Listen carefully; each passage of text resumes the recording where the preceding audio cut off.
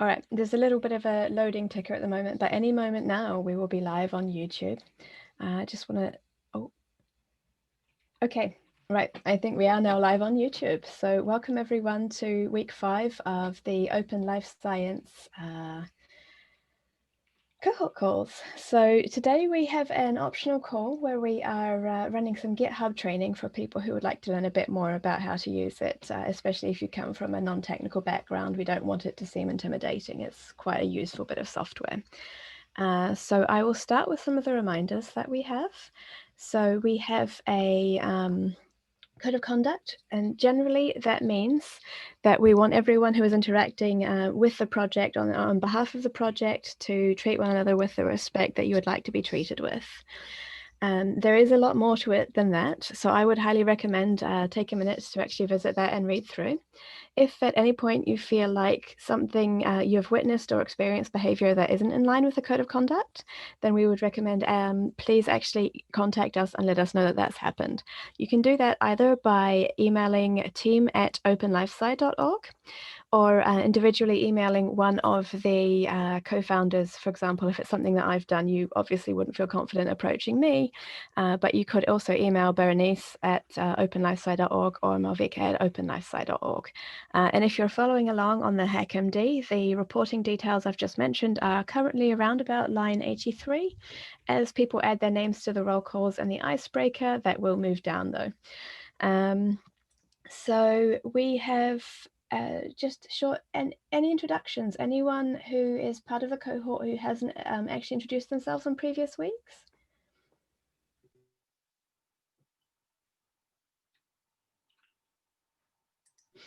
And you can put it in the chat or actually just on line 91 at the minute if you would prefer to type. I'll give it a few seconds more, but it looks like maybe everyone who is here has introduced themselves. Okay, Malvika, do you want to kick us off? Yes, hello everyone. I'm reading all the icebreaker questions and they are just so lovely. So what I'm gonna do is first introduce you to Cass. Cass is one of the OLS-1 graduate and she's gonna teach with me friendly GitHub workshop today to you. We will also have you and we have Marcus. Do we see Marcus? Yeah, Marcus has his cam. Oh, there you go. So Marcus will be Marcus will be helping us around as well in the breakout room. So what we would like to do is in the breakout room have 4 people in each room, and of those 4 people, one would be, let's say, your breakout room mentor who can help troubleshoot. So with that, I'm going to share my screen and do a little bit of work.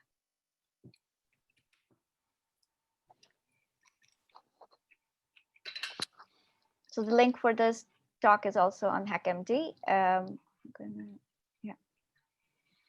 So in principle, you can also follow along on your own after the call. There is a paired online material which is on GitHub, but at the moment we will not go to the GitHub, but try to take you through our slides.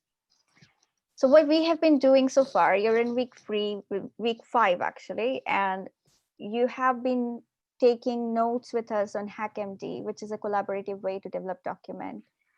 There are a lot of challenges, right? So when we are 40 people trying to work on the document, what happens is that there are often clash. Sometimes 2 people might be writing the same thing, but because they haven't communicated with each other, they might not know what's happening at the given time. So there are chances that when people are working collaboratively, which is a positive work of open science, there are also asynchronity. There could be conflicting edits. Specifically now, let's say you stopped working on it and then your colleagues start to work on it after a while. And when you come back, you kind of see different things. So these versions of what you had versus what you have now are something that are challenging to take care of if you don't plan it ahead. So you, in the GitHub, that we would like to teach you is that you can have a repository, and repository is like a folder in your computer where there are lots of files.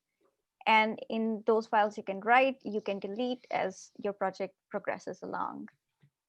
And we also want to now show you the version control, which is about how to keep control of revisions, meaning that at some point when you started to write something, there is another point where you would edit out something, there would be a point where you edit in something, and these are time-stamped. And these timestamps allow you to go back to the previous version or go forward in a version. So what is version control?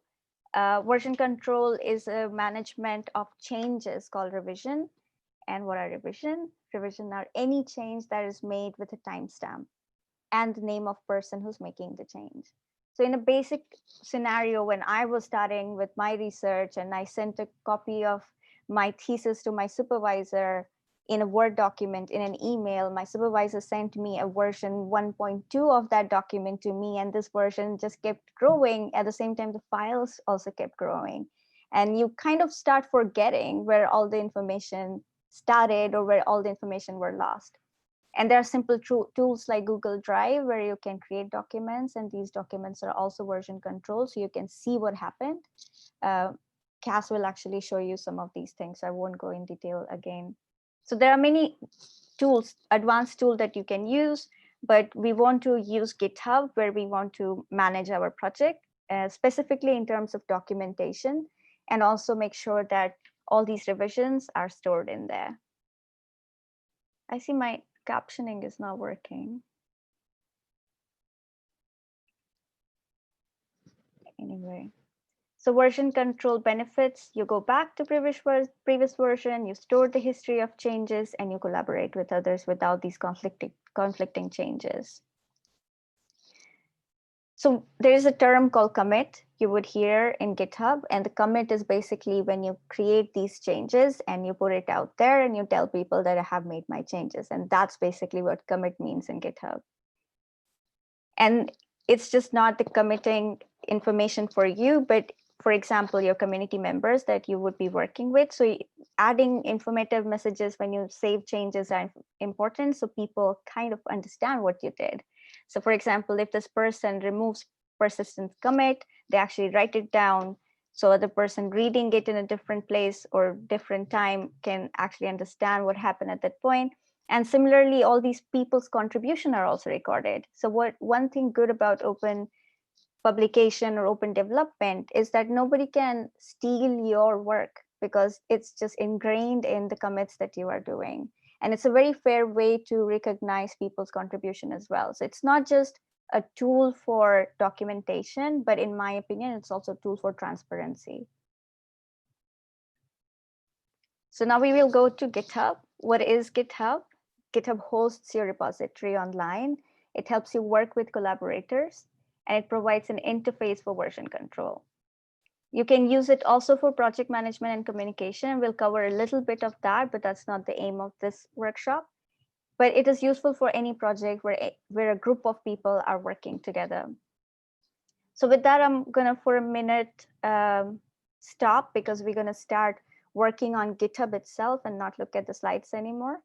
But before I do that, I'll ask you to pose me any question that you may have at this point.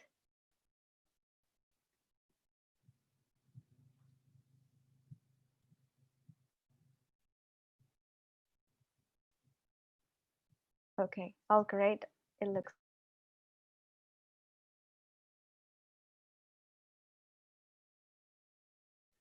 Okay, all good. So I'm gonna share my screen again. And now what I will ask you to do is to follow along with me. What we are gonna do now is to go to github.com. If you haven't signed up, please take a minute to sign up as well.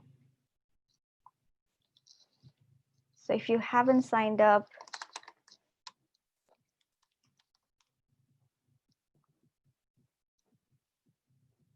you should see an interface like this, and you would simply go to this tab, add a username. You're going to get stuck with this username, so use something that you consistently use across different social media. create a password, verify your account, and it should send you an email. And I'll wait again to get a thumbs up from all of you. If you can give me a thumbs up or print or use a yes in your participant button once you have created an account.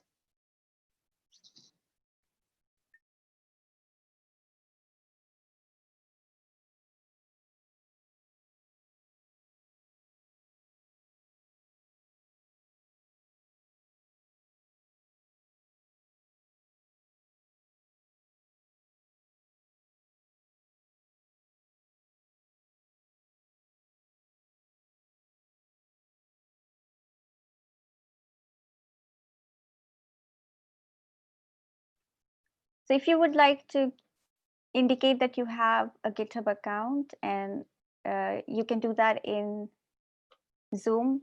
So when you click on participants at the bottom of your Zoom, on the right side, you would be looking at something called yes. It's a green button. So if you can click on that for me.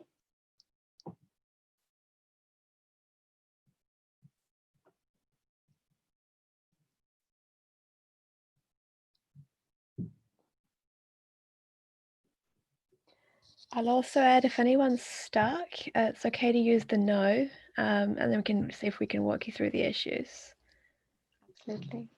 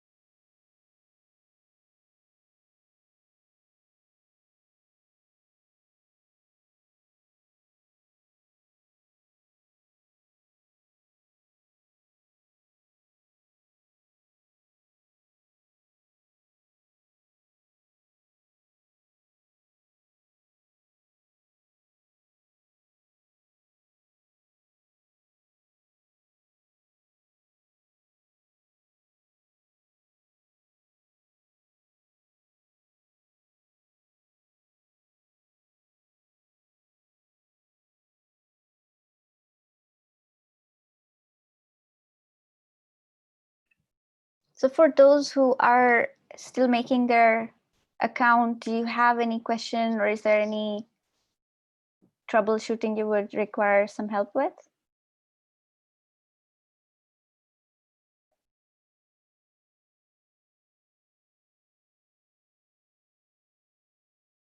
Can I put Bilal on spot just because he's on the top of my screen and see if it's okay? Everything's okay? You're more than welcome to put me on the spot, Malvika. I have a GitHub account, so I've logged in. Perfect. I'm just going to go through the list where I don't see any indication that you have. Eva, everything's okay?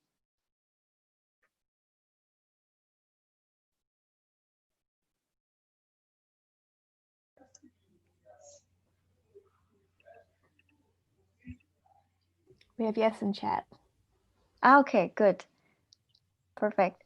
And then we have Hilia.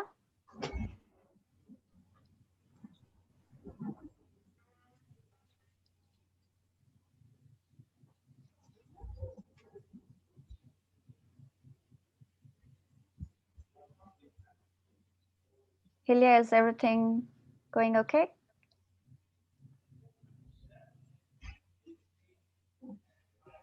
Hilya, I know you're unmuted, but we can't actually seem to hear you. Could you maybe type in chat?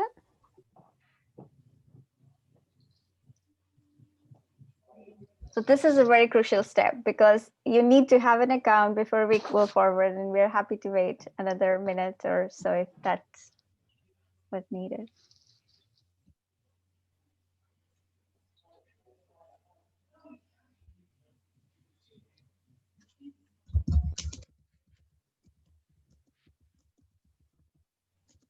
Okay. We can't hear Hilia, but I'm going to move on. Oh, there's great. So she has GitHub. Everything's okay. Everyone under control. Now I'm going to share my screen again because this is where things get exciting. So now you all have account. I have an account too, but it looks really messy. But beside everything, please ignore on the screen what you see. You should see this plus sign on the top right of your screen. I'm gonna increase the screen size for you. So what you're gonna do is click button, click on new repository. And this should bring you to a page like this. So I'm going to choose a repository name. In my presentation, I ask you all to actually use the standard name, which is Friendly Collab Party. So if you all want to use the same, that's fine. It's okay also to use your original project's name. But this is just for test, and that's why it's okay to create one now. I'm going to create Friendly Collab Party here as well.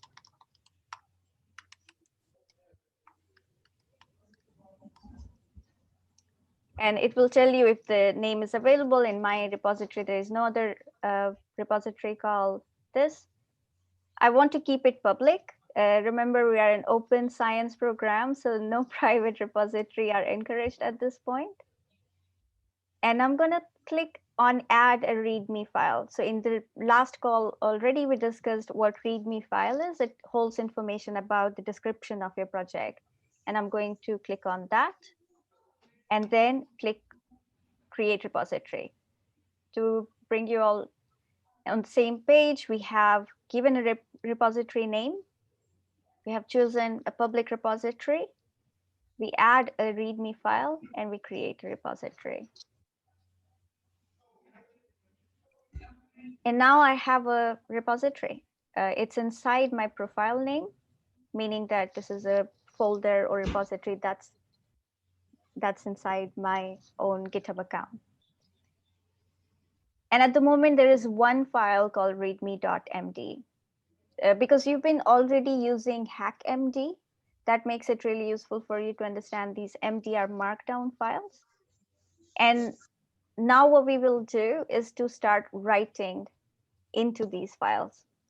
So the first step is to editing, and very conveniently, there's a big pencil sign on the right top here, which I'm going to click on. This part might be a little bit slow, but it will get interesting. So I want to first remove all these hyphens. And I'll give some description about my repository.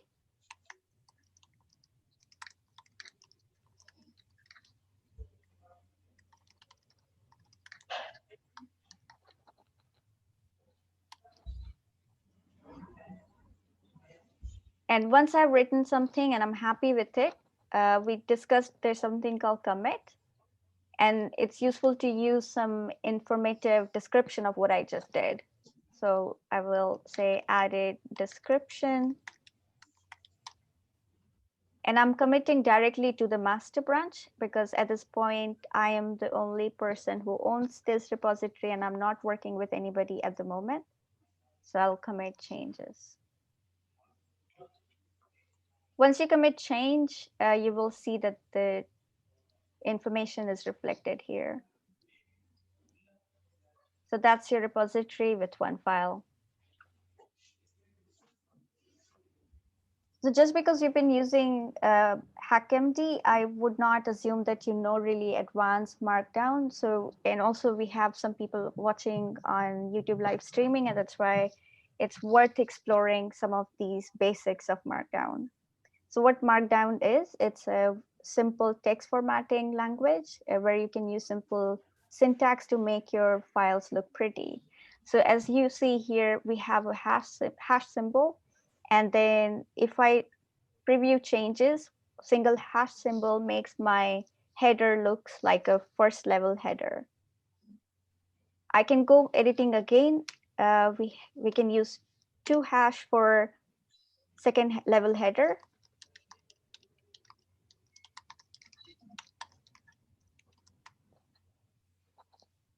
And similarly, if you, for example, use 3, that's a third level header, and so on. After 4, you would probably not see so much of a difference. So it's useful only to use it 2 or 3. Ikuma, can I ask you to mute your mic, please? I didn't get that. Yeah, sorry. Yeah, can you repeat? Yeah. You asked me to. Oh, I asked you to mute your mic when you're not speaking. Oh, thank you. Thanks so much.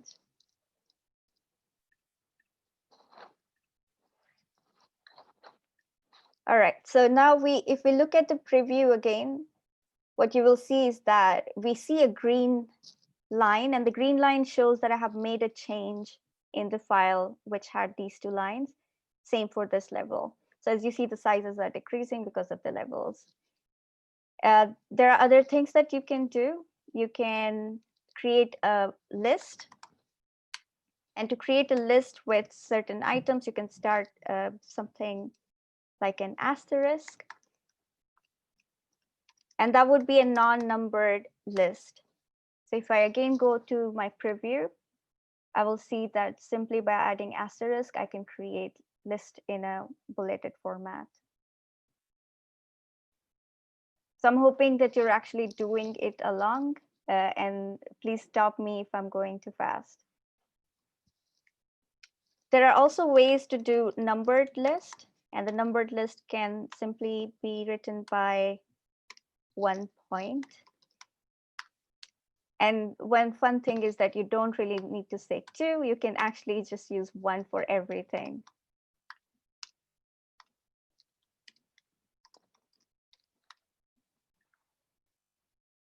And Markdown renders that into listed numbered list. A couple of more things. If you want to create an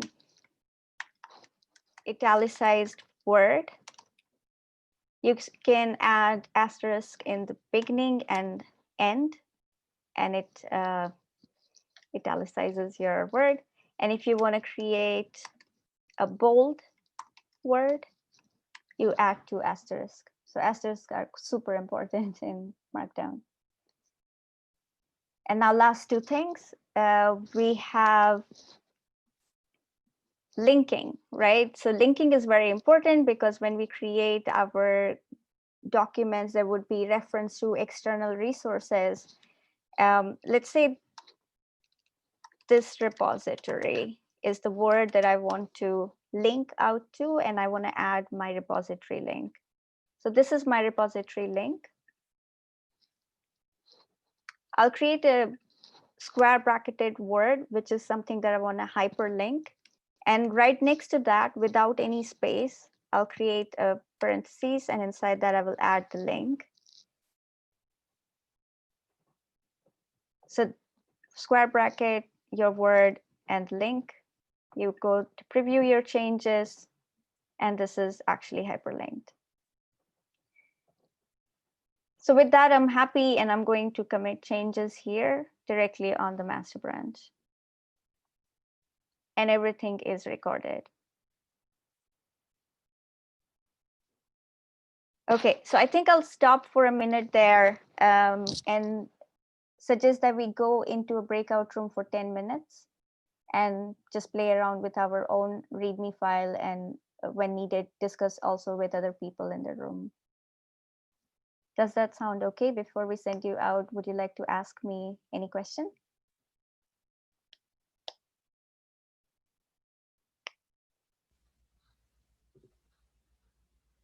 Okay, so what I'd suggest, can you put Marcus, me, Cass, and yourself in different rooms? Yeah, so I've got them reasonably well organized out. How long do we want to end up? For 10 minutes, did we say? Yeah. Yep, okay. Right, you should see a pop-up coming onto your screen in a moment. For anyone on the live stream, this will be boring, but we'll be back in 10 minutes.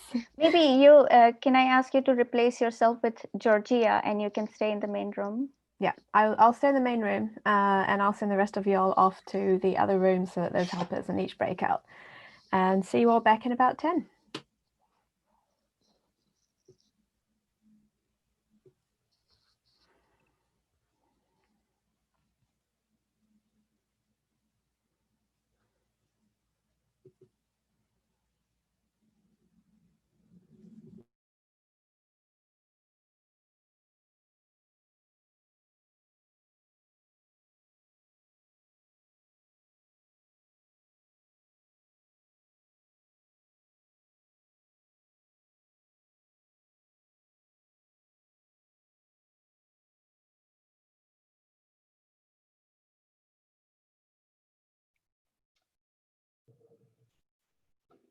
I appreciate that all of Twitter can hear us, Yo, but I'm going to use this as my segue to run away.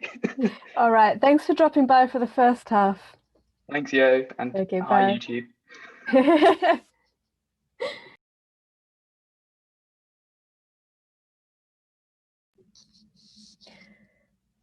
Are you okay with joining the rooms, Teresa? Yes, no, I'm not, so I don't want to enter because, I mean, this was too basic for me. Okay, So, that's fine. yeah, I was waiting for something more related to project management or something like that. We'll move on a bit after. We just want to make sure we cover the basics as well with Markdown and such. But yeah, that's fine. No worries. I'm going to switch my camera off so I'm not just YouTubing me fiddling for a few minutes. Okay.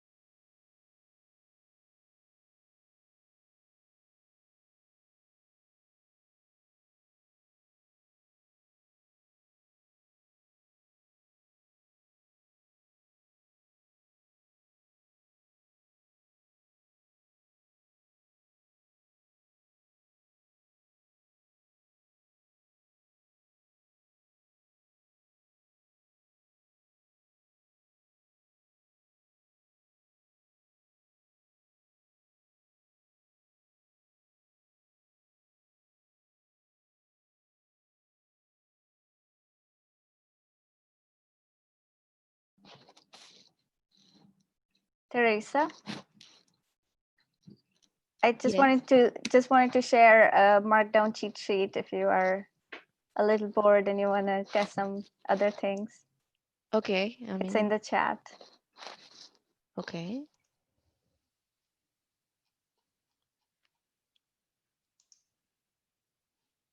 Oh, very useful.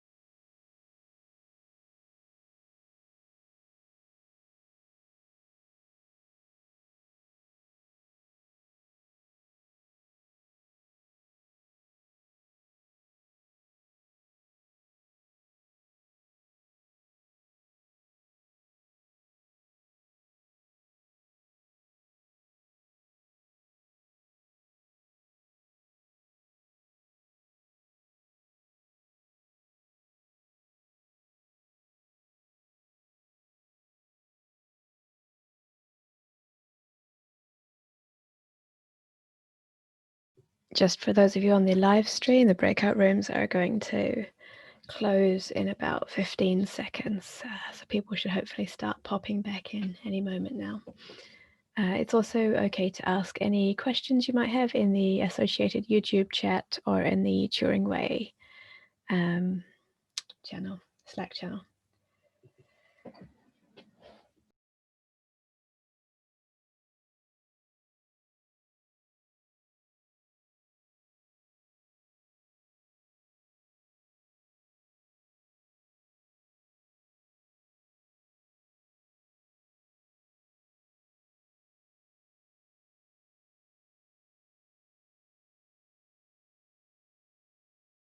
I'm gonna guess that people are having a good time in the breakout rooms since no one has come straight back as soon as we close the rooms.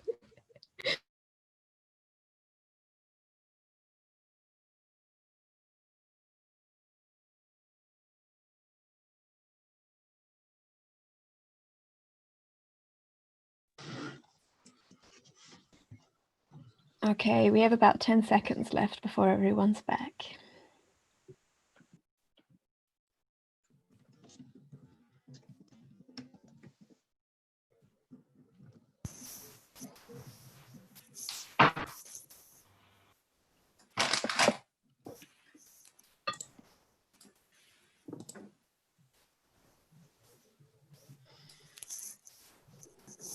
So welcome back, everyone. I hope you got to edit a bit of your README file and test some of the things. So before I hand it to Cass, I'm just going to quickly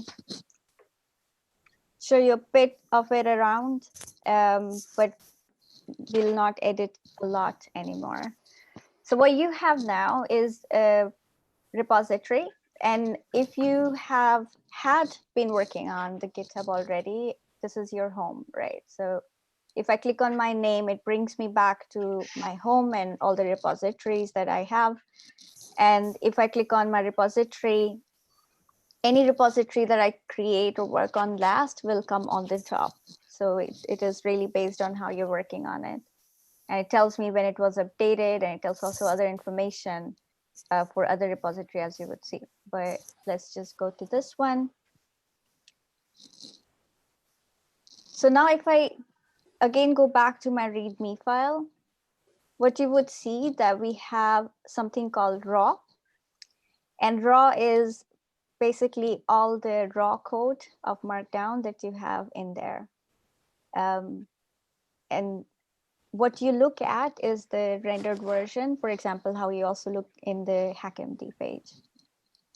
Other thing is called blame.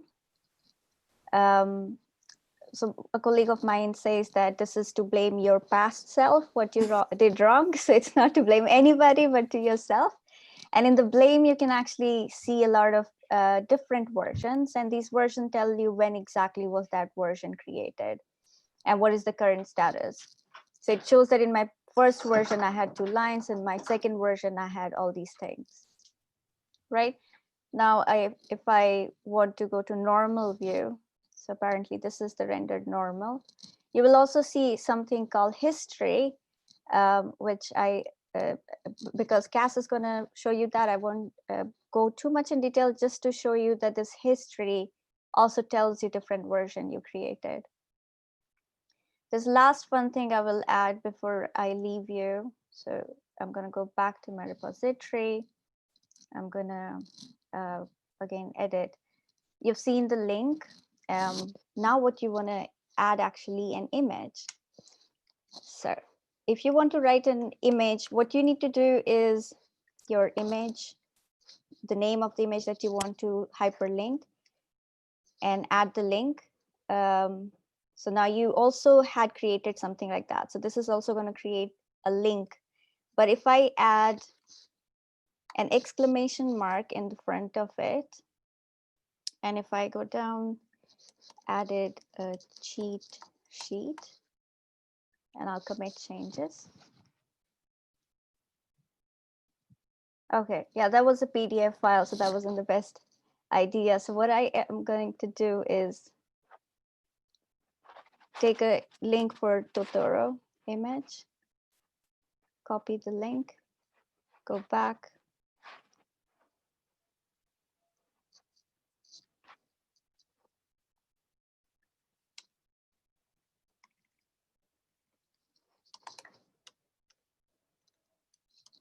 this was my cheat sheet. So just keep it like that. Image, the exclamation mark, add image. So it has to be an image file to actually render into an image. And hopefully, oh no, this doesn't work.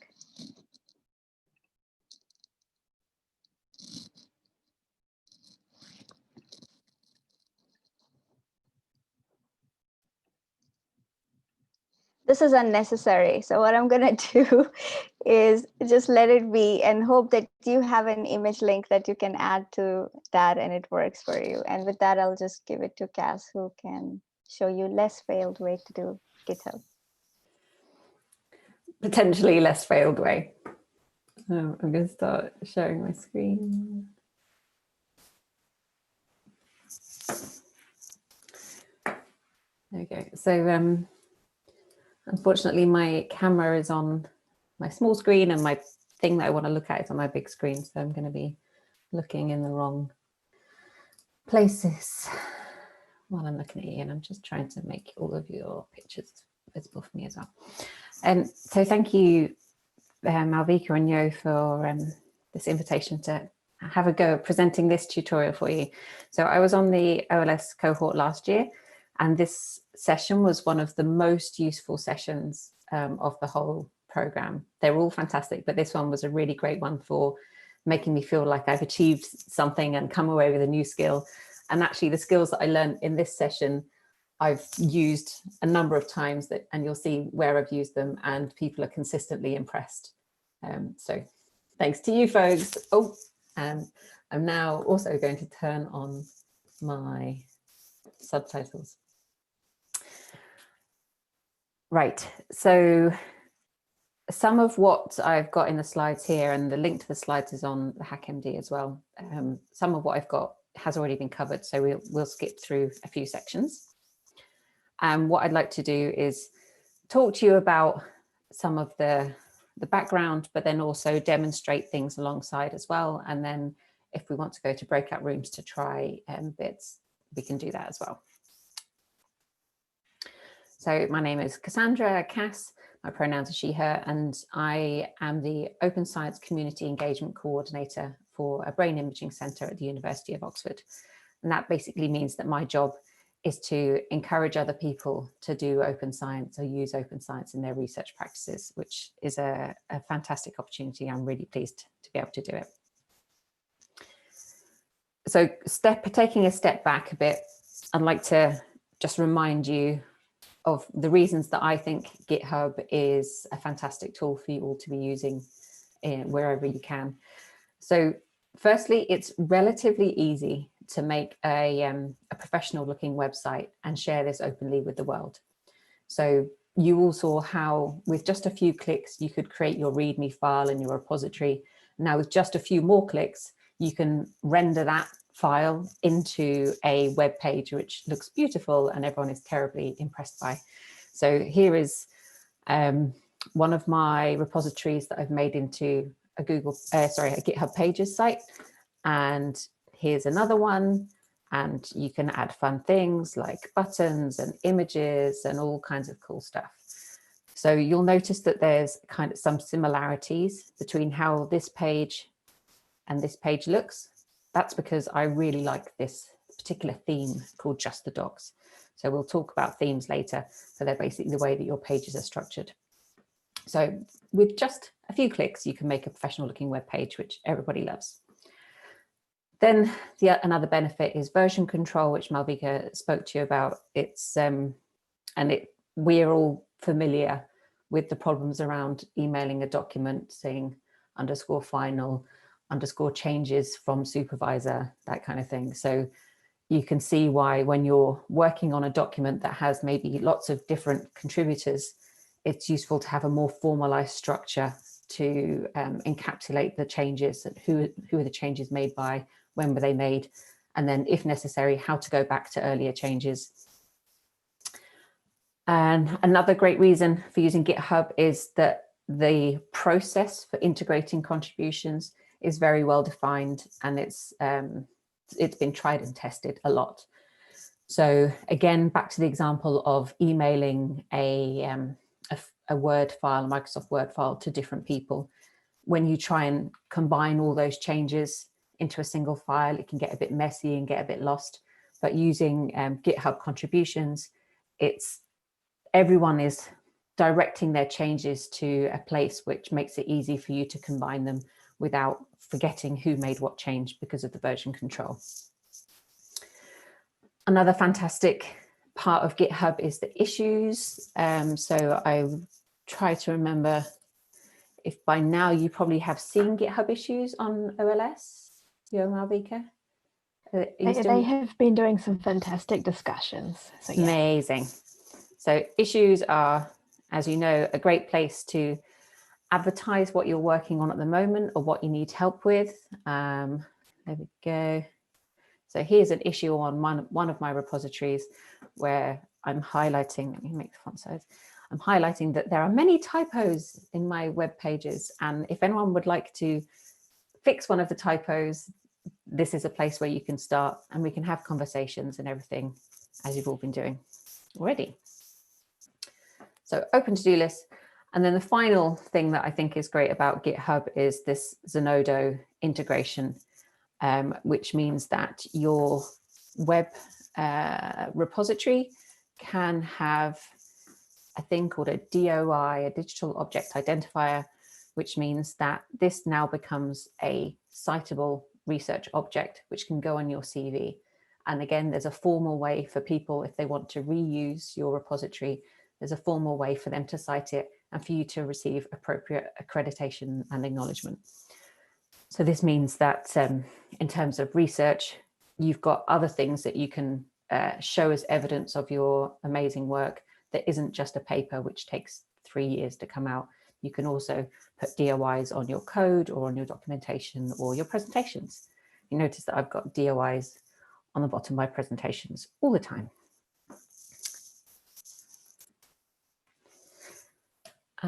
I can't see the chat at the moment, so if anyone wants to ask a question, I'm happy to take questions now, or we can just carry on as we go along. So one of the problems that I became aware of in my own work is that there are few people that have had formal training in how to use GitHub or any kind of computational programming and things like that. So even people that are taught programming in their degrees might not necessarily be taught how to use GitHub. And this means that when it comes to like open documentation, the only people that can contribute to it are the people who already know how to use GitHub. And that's a problem because your community might not have all had the same level of training, but we all want your community, or you want all of your community to be able to contribute to your website perhaps, or your documentation that's describing your project or your process. So the problem around accessibility to GitHub is very real because it can be quite scary and it can look quite alien from the first time you see a repository. So what we're trying to achieve here is to kind of demystify some of the scariness around it. So hopefully you'll come away feeling not quite so intimidated and ready to contribute to whatever documentation you think you should be able to contribute to. Oops, there we go. So the solution, by learning through documentation, you will learn how to use the basic processes that are part of all of GitHub. So everything, when people are committing code and things, is exactly the same process as when you're contributing to documentation as well. So everything that you do today or the rest of these tutorials, once you've done it with words, documentation words, you could also do it with code if that's what you're into. And then this being familiar with this process might mean that you are more interested in using GitHub and this kind of version control in other areas, like, for example, your thesis or a paper that you're working on. Now, so you're already familiar with the idea of rendering, but I just want to reiterate again that everything that you see on a GitHub Pages site is mirrored exactly the same in your repository. So here's my GitHub Pages site, which says, thank you to these people and these other places where I've taken inspiration from for this tutorial. And here is the same information on my GitHub repository. So whatever you're writing in your repository is going to be mirrored in your GitHub Pages site. And then at another level, you've got the raw Markdown, which is like the bottom, the true things that you've written. Rendering for me means the kind of the paint and things that you put on the front of a house. So when I think of rendering, the house is always there. The house is the same, but you might put a different layer on it, a different facade.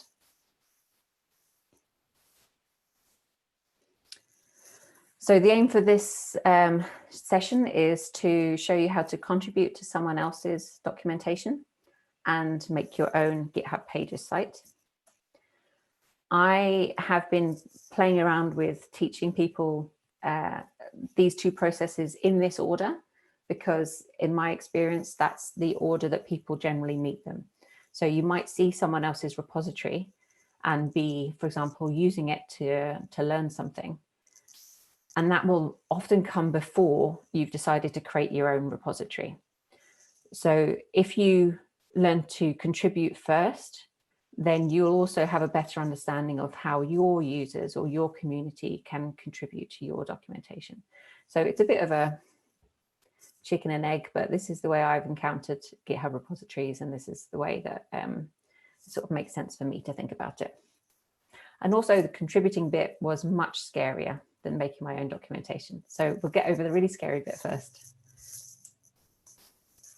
So contributing. So we're going to do a little bit of a discussion about contributing, some of the kind of terminology around contributing, and then we'll have a bit of a practice at it. So first, there's two types of contributors. I need to open another. So there are collaborators, are people that you know, and you've given them access to your repository, and they can make edits and changes to your documentation without you having to review them. So these are people that you trust and people that you're working with closely. They can do whatever they want in this repository. I'm not going to go through that here, because in most instances, when you're contributing to external documentation, you're not already a collaborator. You might have like a bit of a conversation with people, and after you've made one or a couple of changes, they might then feel like they can trust you and bring you into the project as a collaborator. But without being a collaborator, anyone can make a change to, or suggest a change to someone else's documentation by this process of a pull request. Pull requests have to be reviewed by someone, and they have to be accepted and merged by a collaborator before they can be integrated. And the person's changes will be merged with your master branch. So these are all weird GitHub words, pull requests and merge and master branch, and we've already talked about commits and things. So what are some of these words? So a pull request is when someone else is requesting that you pull their changes into your repository.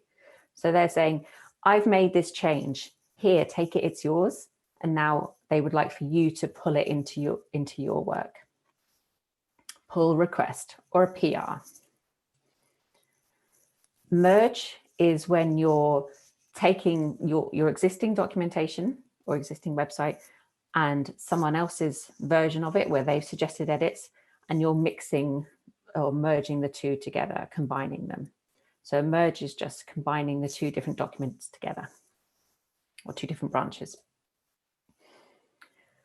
Branches is something that still mystifies me slightly, but in effect, you've got your version or your published version of the work is the master branch. And then someone can come in and take a parallel copy of your work and make their changes. Oh, lost my gift. And so people can work on separate branches and that makes it easier to integrate other people's work into your main master branch without getting things too confused and lost. And another very brief point on terminology is that in June this year, GitHub have decided that using the term master is inappropriate, and there's awful connotations around slavery. So GitHub is updating their use of the word master into main as of June, but I still see master everywhere. So I'm sure it's going to take a little while for them to make that change. Forking is another term we're going to meet very shortly. A fork is when someone else takes a copy of your repository. So think of it like the spines of a fork. There is your repository, and then there's another version of it. And when you want to make changes to someone else's repository, you fork it. So you take a copy and you make your changes on your version of it. And forking is great because it means that everyone can see where your copy of someone else's work has come from, and you can get some kind of credit for it. So if you've made something that's super popular and loads of people have forked it, then that's like a number that you can quote and reference and talk about how amazing your work is. So now we're going to have a go at doing some pull requests. So I'll demo it first, and then if we can go into breakout rooms again as well. If that's all good with you, Yo? Yeah, lovely, thank you. So what I would love for you to, so this whole repository here, this whole pages site, this is designed to take you through all the processes of setting up Git on your own computer, and these tutorials of contributing to documents and making your own changes and issues and Zenodo. All of this information is on this website as well. So if you ever want to come back to that, you're very welcome to. So what I thought I would do is make a friendly place for you to be able to contribute to. So we have here a page where there's a space, a list like you were practicing earlier with Markdown, and you can add your name to this list. So effectively, you're going to suggest a change to this repository, which is the addition of your name to this list, right? So how do we do this? First, you go to your GitHub account, which you've already got, that's fine. And then we're going to tell you, I'll send some links in the chat as well as we go along. Can I see chat? There she is.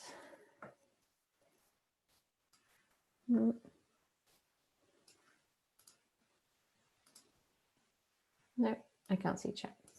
I'll put them on the HackMD. Slides. Absolutely, I'll sort that thing. Okay, so my repository, I'm going to write repo because I can't spell repository, is here.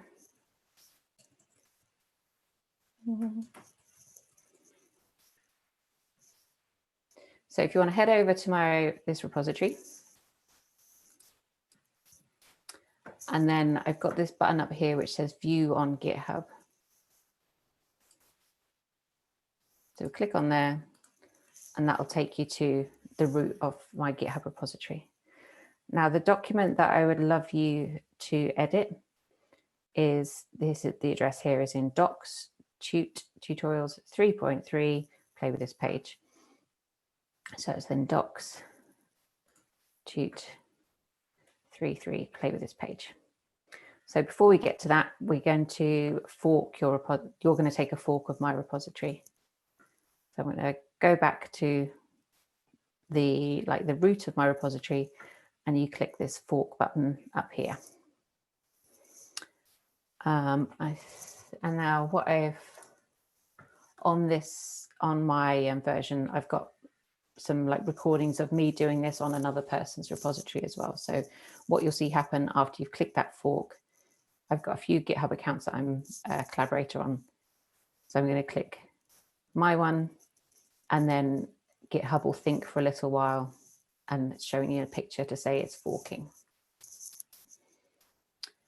Once it's forked, you will then have a copy in your own list of GitHub repositories.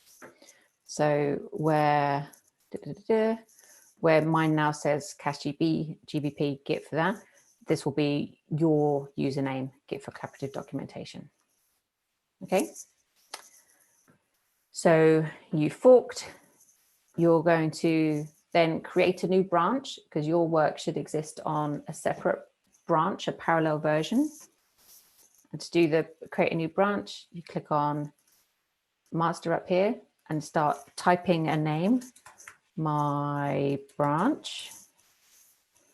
And as this branch doesn't already exist, you can click this create my branch button, and then you'll have another branch to work on.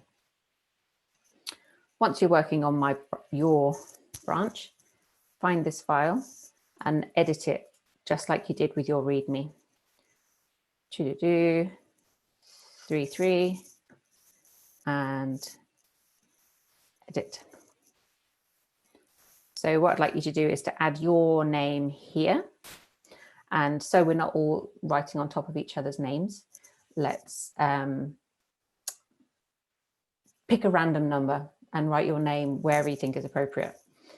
Now, one small point to notice is that where Malvika was showing you how to make a, sorry, just trying to find the right thing. Where's it gone? This one.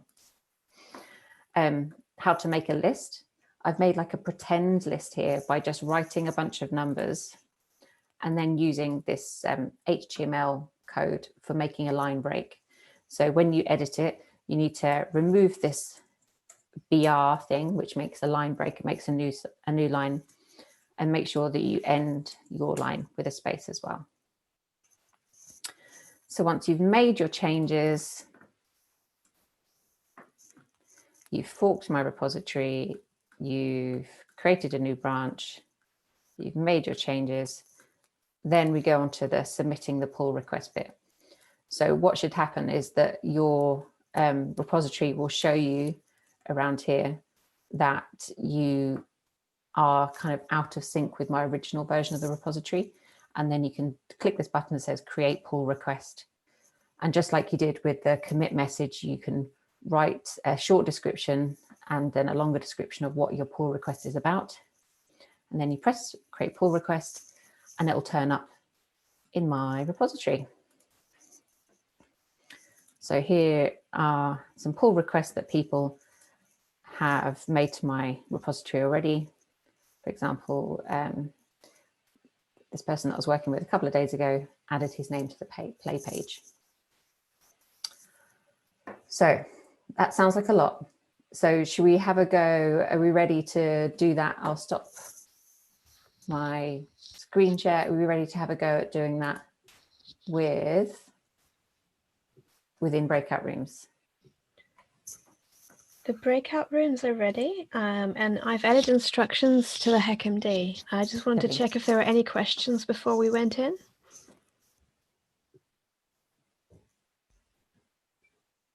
If you're watching on the live stream, please ask in the YouTube live stream or the Turing Slack chat. We can answer there.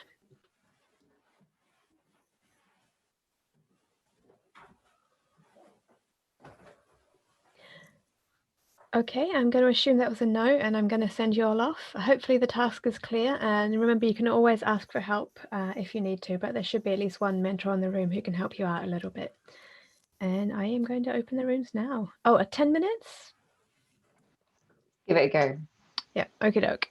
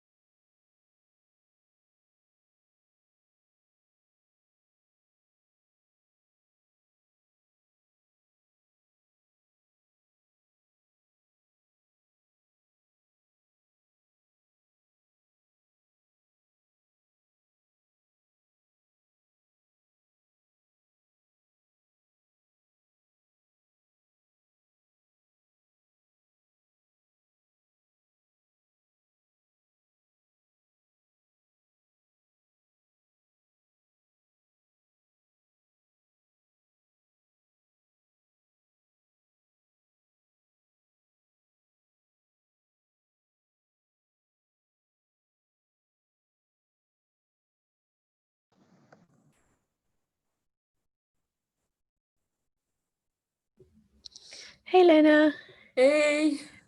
how's it going? We are still live streaming. Did you want to join one of the breakout rooms where we were practicing pull requests? Yeah, maybe I'll just wait until everyone gets back because I was in another meeting. Sounds good. You can see the timer for roughly when we'll be back. I'll switch my camera off in the meantime. Perfect.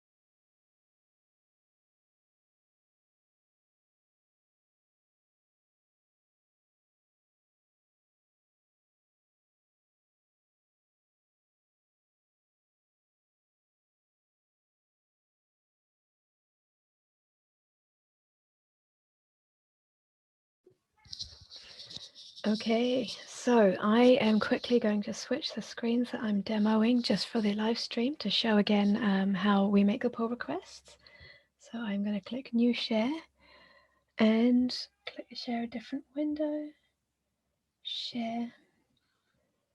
Okay, hopefully Lucas, you can see the GitHub screen that I'm seeing at the moment. And so what you can see here, up on the top left, you can see this is my fork of Cass's repository. And if I scroll down a little bit, you can see that I added my name a bit further down. So what I'm going to do now is I'd like to make the pull request to Cass's repository. And by the way, I'm looking at my big monitor to the side. Sorry if my face is looking the wrong way. I'm not sure if you see my face on the live stream. Anyway, so now I want to make a pull request. So I'm going to click here on the name of my repository so that I go back to the top level of what I've been working on. And now that we do that, you can see a little sort of pop up here that says I'm somewhat behind Cass's repository, but I'm also ahead. And that means the behind means that Cass has already merged some pull requests, and the one ahead means that she hasn't yet merged my pull request.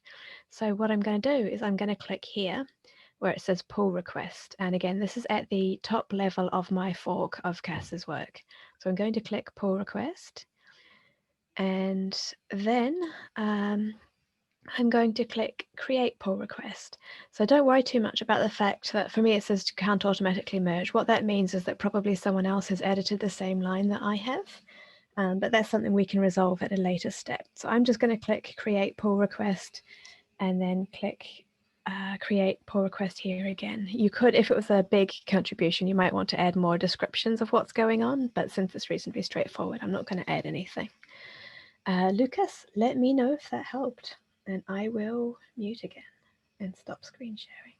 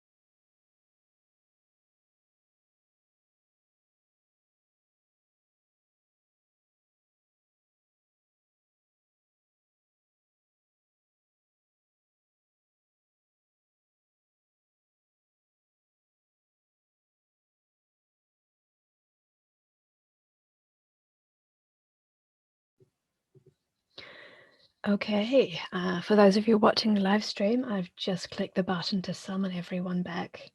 That means within the next 60 seconds, people will start reappearing. Again, if there's any more questions, feel free to pop them into the Turing Way Slack chat or into the YouTube, and we can feed those back. Hey, Teresa. Hi.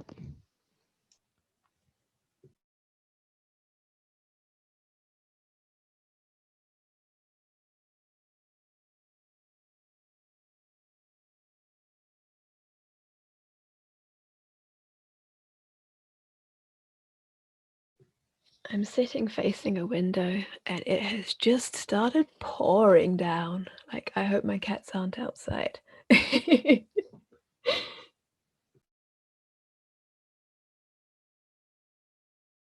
Here is almost raining, actually. Oh, it looks like people are coming back. We ran through Helia's in the last seconds to do. And I've accepted it. I've accepted Helia. She's in. Yeah. There's a couple more. Oh. Can I share my screen again? Yeah, sure. Yeah.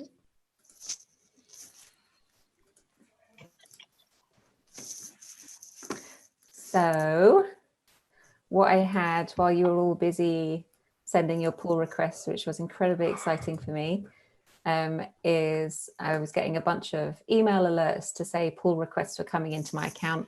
And as also things were appearing on this list of pull requests. So first up, we'll look at the exciting bit. The ones, so GitHub Pages sites sometimes take a few minutes to update. But what we should now have is, look, ta-da, a bunch of names have been added to the repository. So you have all, congratulations, contributed to some online documentation. What we did also experience, which I guessed would happen and hadn't quite thought my way around it, I'll probably need Malvika and or Yo to give me a hand, is that we've got a few conflicts. So for example, the version of my repository that people forked was changed, or my repository was changed after I accepted someone else's new name to the list. So for where Yo added her name to the list. Can you click on resolve conflict? Yes. So you're the only one who can see this, nobody else. Right. And now the conflict are reflected by the caret symbol. So you will see that there is a caret that says master. Yeah. And then there is a equals to sign, several of them. And that shows what, until that point, what the new additions are. Right. So in your original file, you have something from 17 to 18, but the above one is something that creates a conflict with that, because that's exactly the file that's changed. And now you can actually copy and correct the file yourself and delete everything you don't need. I thought that would be so, and I want to copy it into the top one or the bottom one, or it doesn't matter? It doesn't matter. So you can remove everything from 61, 62. So we keep that, and we keep Yo on 18. And I delete all of that as well? Yeah, you delete everything else. And you also delete what you look at is saying master forward and backward. Thank you, Malvika. And then when you go scroll up, markers resolved. Yeah, so you're done. And that's the problem with multiple people working at the same time, but you have a way to solve it. Heads up, this will commit to master. Merge pull request, confirm merge. And then at some point in the next few minutes, we expect Yo to turn up here. Great. So how scary was that? Pretty scary. All right. Not too bad. So as I said, this is all, the first time I did it, you feel like you're just pressing buttons and you're not quite sure what's happening and stuff. So you'll probably want to practice this a few times. And in this, where I've got the full tutorial online, instead of doing it all in the browser like you did today, it shows you how to do it on your own computer. So instead of editing in GitHub on there, like with the little pencil button, you edit it on your own computer if you'd like to try it like that. Yes. Yes. Just want to let you know, both Malvika and I, we have a hard stop at 2. So we're also happy to leave it if and leave someone else be the host, but we do have to depart. Just so you know. Yeah, no, sorry. I was thinking we still have another half hour left, but that's my head's just in that extra space. So I'm happy to stay on if anyone wants to do the next bit is much easier, and we can probably be done in like 20 minutes, I should think. That's probably quite a bit of... I would be keen. Yes, please. Yeah. So we will let the live streaming run, and this video will be recorded. So those who cannot be here, come back and watch what Cass is doing, because what Cass is doing is gonna change your life. It's gonna create a website for your project, which you all want. So if you can't make it, you're not missing it, because we're gonna definitely share the video with you. Thank you so much, Cass, and sorry for being not so great host and we're leaving you alone. No, you were great. Yeah. I was getting times all confused. Yeah. Thank you so much. Right, I'm going to just quickly assign you to be host. And so you should have full power. And hopefully when I leave the meeting, that means I won't accidentally destroy the live stream. But yeah, I will shut up now and leave it to you. No worries. Thank you. Oh, I see.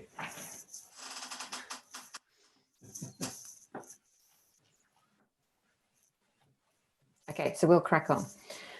So the next part is creating your own GitHub pages site. From your conversation? Like this one. There you are. Make your own documentation. So the first thing you do is make your repository, which you've already done. You've created this site called Friendly Collab Party, and you've updated your README and things like that. Make your repository.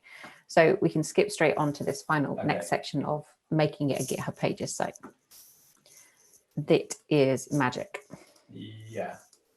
But I mean, you could integrate video. So all we're going to do is go to your repository. I've already done that one. Edit your README. Your README is your landing page. That we're going to be like an extra thing of. And it is, though, you know, HubSpot integrates that at the moment.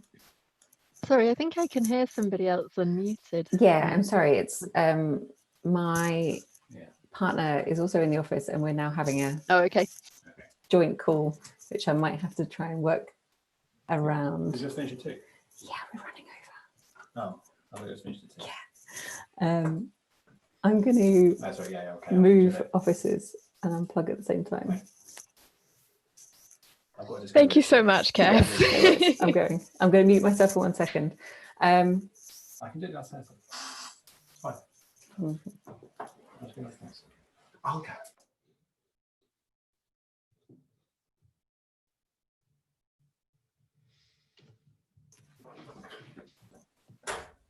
When you share an office and the person you share with is also your husband, it's like a thing. Okay, he's gone. So you've made your GitHub repository. All you're going to do to make it a GitHub pages site is go to this settings cog up here on the right-hand side.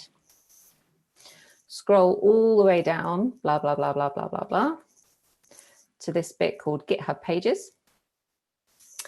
Then you have to just, there we go, I've got it on my, so you do something here. Sorry, I'm a little bit thrown by the husband thing. I'm just going to go to my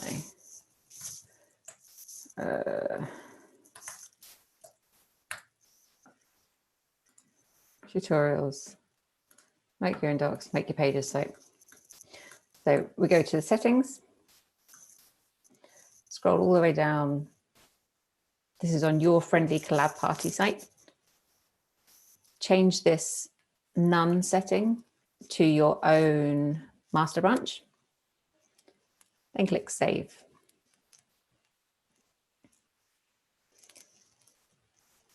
And then what you'll see is that it now says your site is ready to be published at a specific address. So once your site is ready to be published, you can do this thing called choosing a theme. And then these are some like basic themes that GitHub is suggesting that you can use if you want to make your repository look a little bit interesting. So all we do is have a browse through these, pick one you think is interesting, click it, and then press select theme. And then once you come back to your repository, so here I'm selecting the tactile theme, have a quick look through to see if it's something that you're actually interested in using.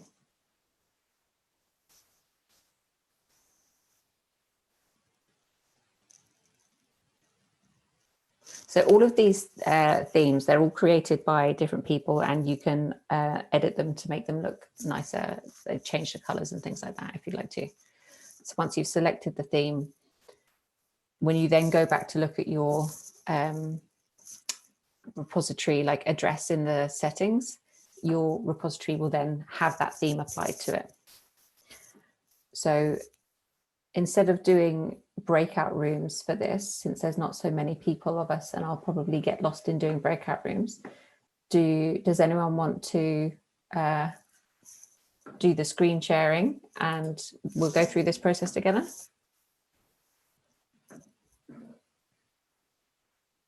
Who fancies making their pages site? Give me out in. Katie, feeling optimistic? Eva? I could give it a try, but yeah, I was just going to go through very slowly your instructions again. No problem. Okay. I don't mind. I only have until 15:15 though. Let's do it. Let's do a speed pages making. I just need, do you want to try your screen share, Georgia? I'm not sure if I'll need to Yeah, I think you have to allow it. make you co-host. There you go. Okay. Yeah.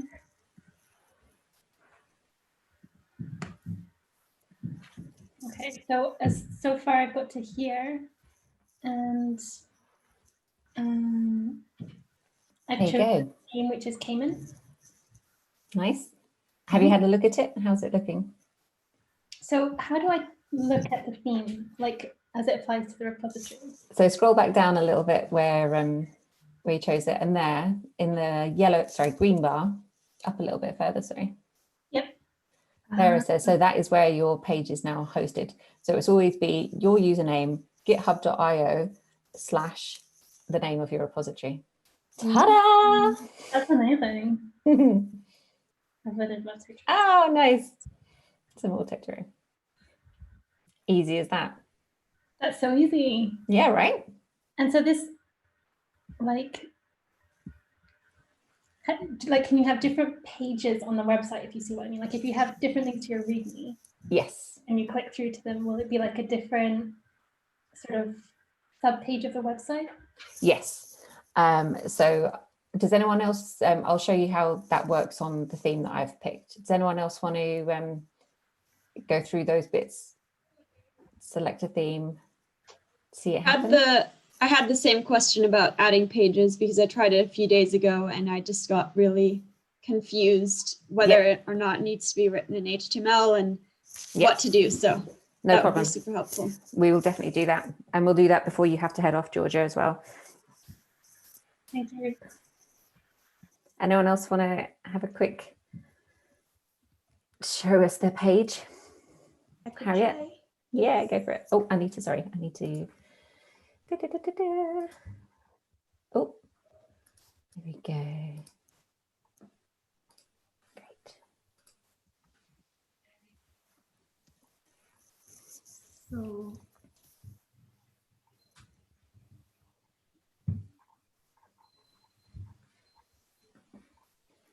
Lovely. Okay. So go to repositories. Mm-hmm. And then scroll down. Yeah. So which one do you want to turn into a beautiful website? This one. Lovely. Friendly collab party.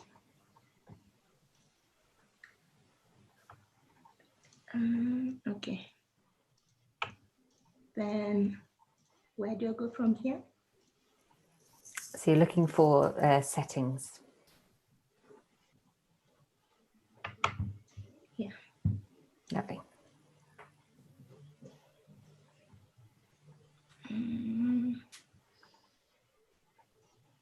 Then scroll down until I reach GitHub pages. Perfect.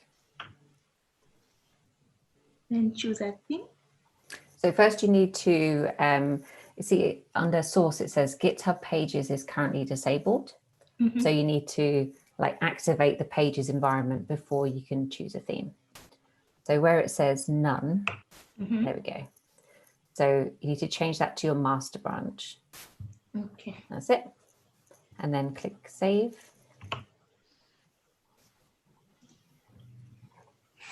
Thinking, that's it. And then if you scroll back down again, Mm-hmm. there. Mm-hmm. So your site is ready to be published at natty2012.github.io there. And then, yeah, choose your theme.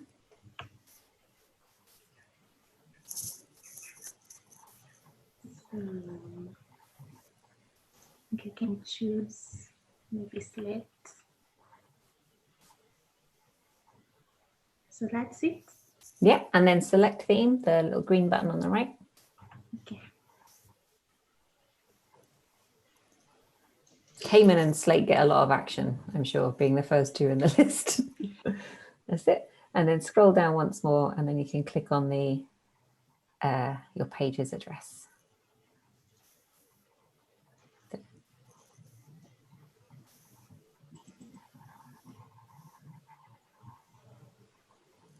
It's so hidden. Why is it so far down in the documentation? Mm-hmm. There it is, GitHub pages. This one. There you go. So click on it. Okay. Ta-da! And so each theme has got its own like quirks and things. So your theme has got this nice view on GitHub button already built in. So if you click on that, it'll take you back to your GitHub repository. So this. Just on the right hand, on the top, or it's inbuilt a few different like links already for you, because the person who designed that theme said, wouldn't it be helpful if this was always on the page or something else? Okay. Can you go in and change things like colors, or do you need to find a different theme that has those? Yes, yeah. So I'll show you how to do that.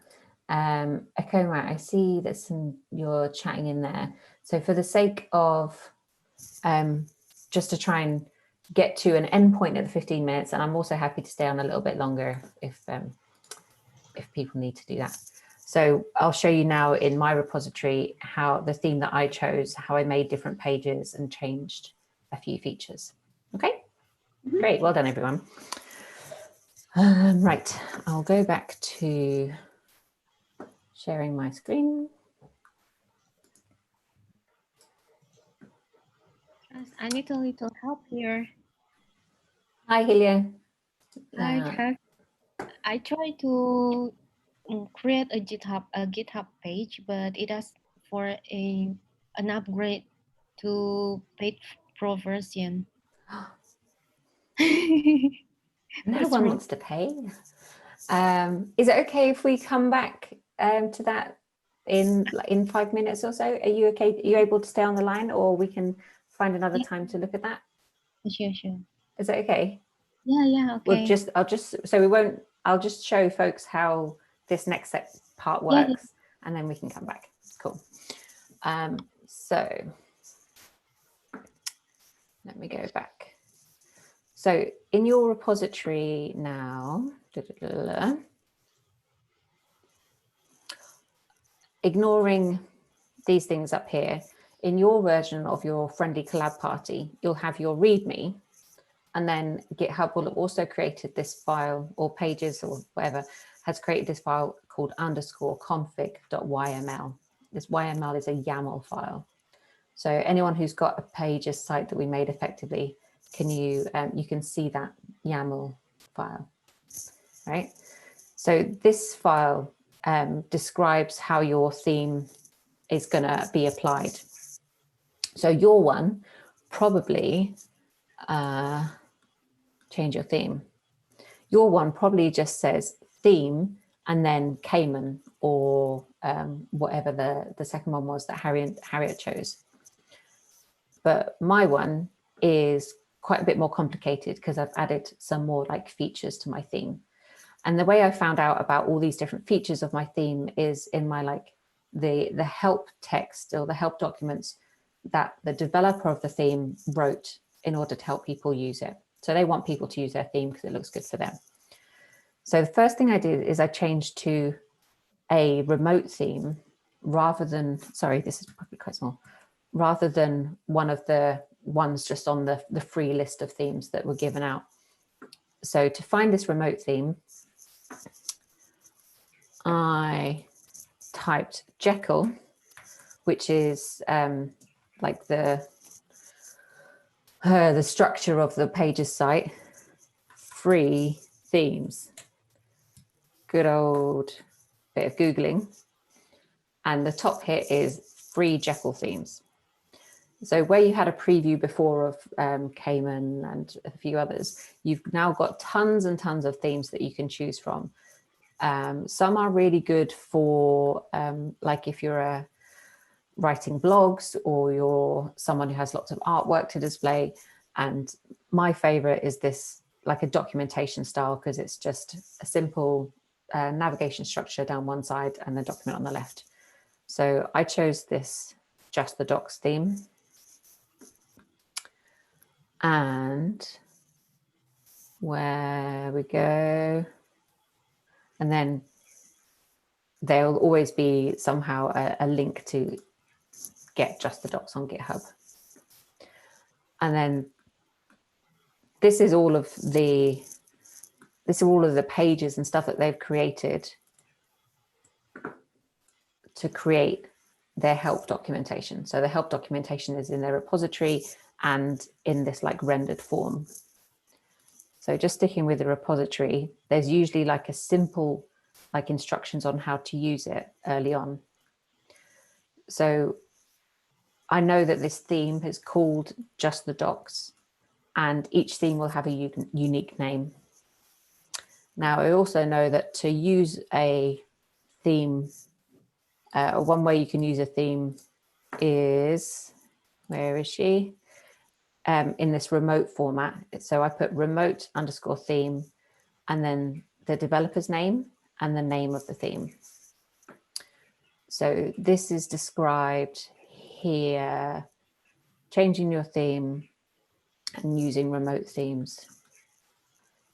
So if once you find one, like a free theme that you like, you need to find the name of the theme, the developer's name, and then update your config file, as I'm showing here, update your config file from theme whatever to remote_theme, the owner or the developer, and then the theme name.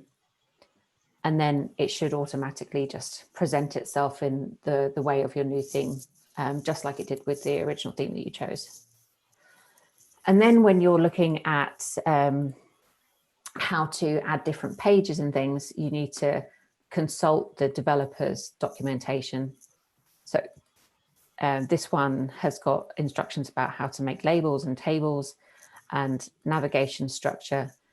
You've got your main navigation and then like children and pages under like that.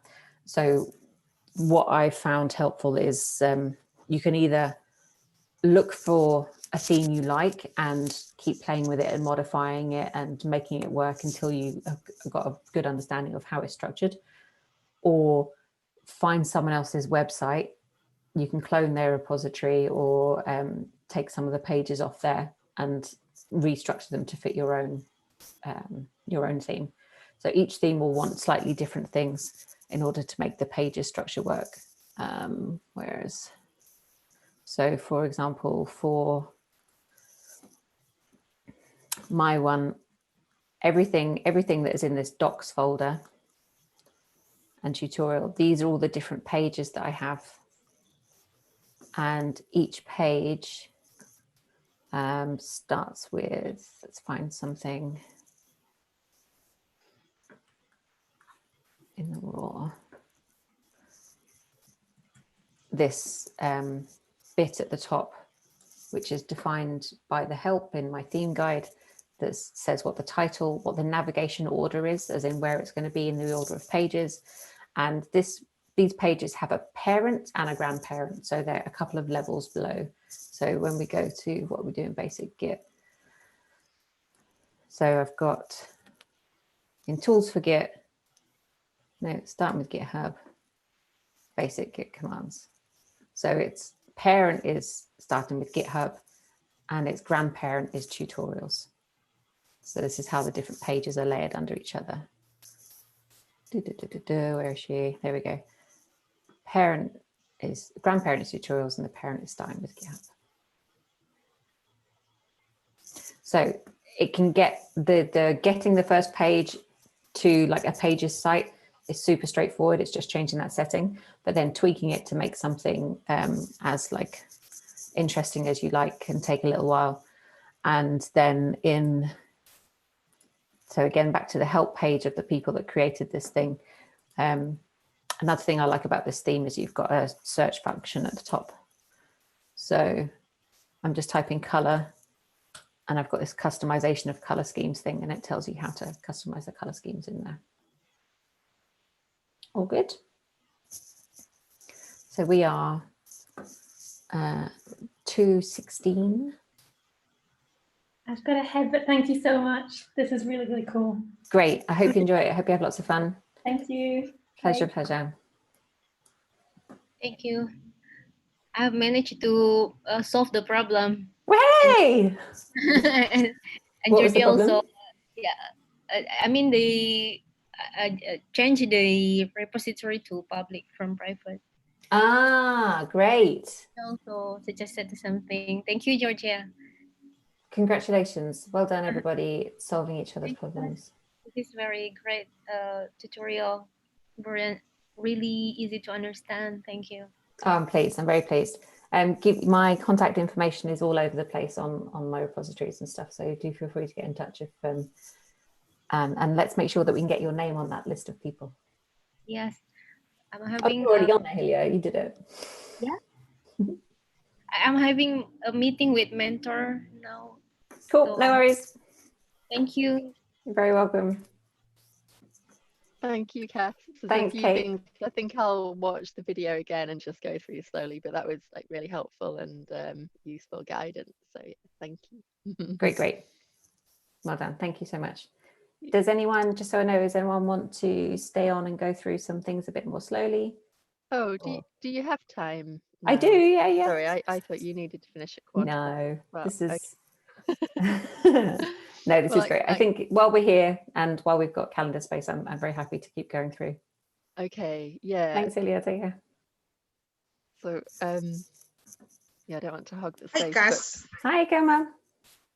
I'm still here. I'm just Lovely. lost. We can go all the way back to the beginning as we need to. Okay. So Marcus is done.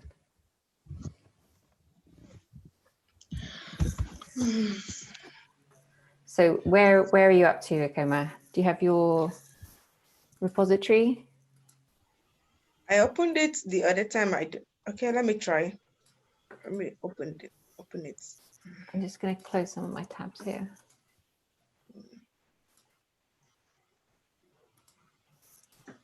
Oh, and I can make you, are you happy to share your screen? I can make you.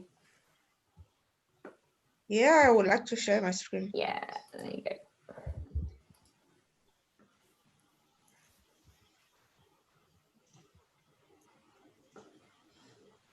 There we go. You should be able to share now.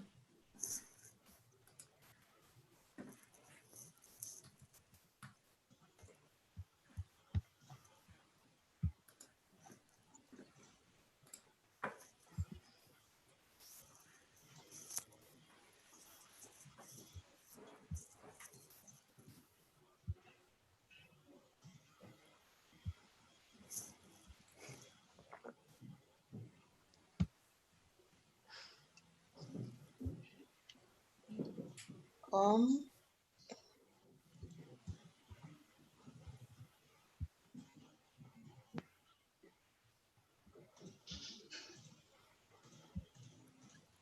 this is what I have.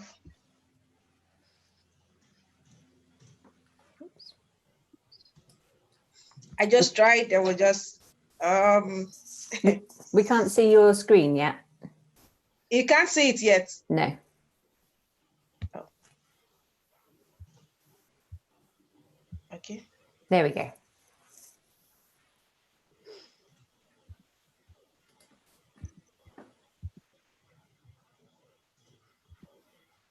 Okay, this is what I have. I don't know. Okay, so you were talking about I created this start project. I just named the project. Great. But yeah, I created. There was a okay, fine. I got here and I will just stop. I just gave it a name. Perfect. Okay, so I saw something about licensing, so I just put that there. Then where I have problem is this hack MD actually, this one. Okay, so that's your README file. So HackMD is a website that OLS are using, Open Life Sciences are using to take collaborative notes. So HackMD is just like this collaborative note space. The file that you're looking at here, this is your README, but it's also a .md file, which means it's a markdown file. So just like you might have a .doc or a .xls, this is just another markdown file. Okay. So do you want to try editing that file? Yes, I want to. Harriet, do you want to talk Ikoma through how to edit that file? Yes. Yeah. I'd be happy to. Okay, Yeah. Harriet. Thank you. So you could point your cursor on the pencil sign on the this top. one? Yes, that one. Okay. So click on it.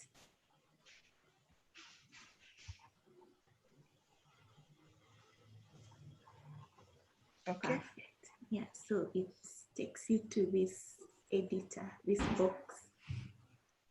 Okay. Then you could type something that you want. Maybe create a list or something.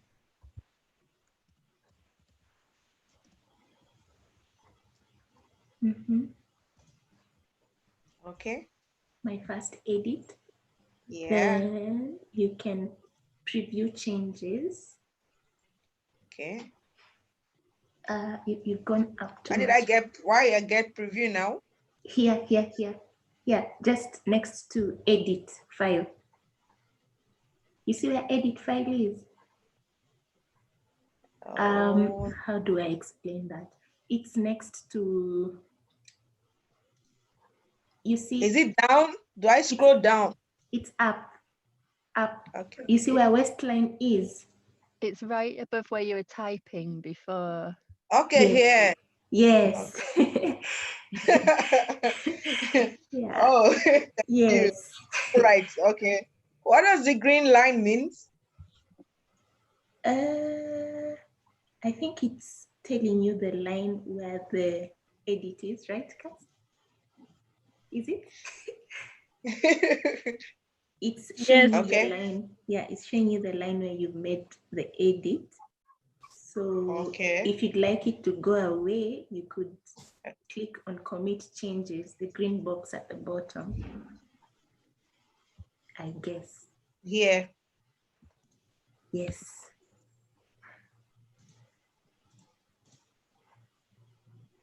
You've clicked on it? Okay. Yeah, I did. Oh. Good. Okay. Okay. Yeah. So maybe I get it. Yeah, so maybe you can go back if you want to create a list, you can use asterisks. Okay. If you'd like to maybe number the list, you can use numbers. Oh, okay. Okay, well, I get it now. Yeah, so would you like to create? Yeah, you could create a list. Space. I think there has to be a space, right? Between Absolutely. the asterisk, yeah. Yeah. So if you don't put a space there, then the asterisk is going to be interpreted as meaning that you want the things that follow to be in italics. So if you want italics, you put 1 asterisk around the word or the sentence. If you want bold, you put 2 asterisks. Okay.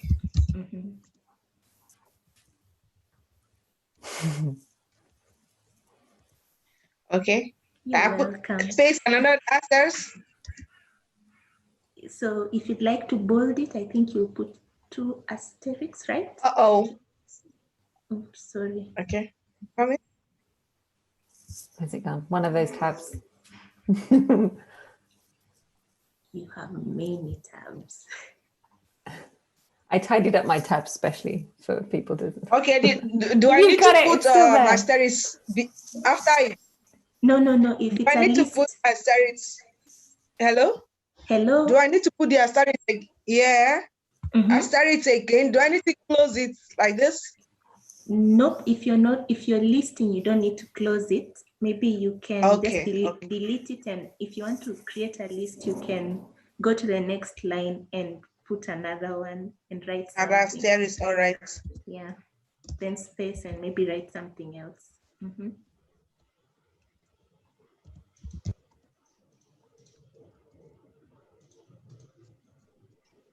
Nice. Yeah.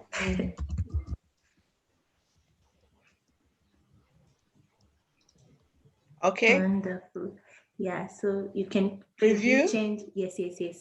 Preview changes. Okay. Oh, yes. Okay. Then you need to. Yeah. That's nice. To say, I think commit changes. Okay. At the bottom, Okay. if you want That's to. great. Yeah. Okay, I want to go back. Yeah. If I want to go back, cancel. Before you just take a pop back on the commit bit. So where it says update readme.md, this is where you describe what changes you made. Oh, okay. So here you could write here added list, for example. Yes. So this is useful for when you want to come back and look at different things that you've changed, like added image, added list, removed link, something like that. That's it. Okay. Oh, wow. And then that's great. It's great, right? And then yeah, it's great. commit changes just to save those changes as well. Okay. Great. Well done, Harriet, as well. Thank you. Yeah, it's good. Thanks, Once you've like learned it yourself, it's always a nice habit to try and teach someone else as well, because it helps you consolidate. Okay. True. All right. Can you explain something about I understand pull, but can you explain something about fork a file? I think so. Forking and things and the pull requests is I think we should probably leave that for another time, and I'm definitely happy to come back and do that with you, Akoma, another time. So let's get this repository to a Pages site, and just so you can have that like celebration of a pretty page. Okay. You want to try that? So, okay, yeah, I want to. Yeah. So does anyone else want to talk through how we do the pages? So I think I know this bit. Go for it. All right. Like this collaborative, maybe. So if you go to settings. Okay.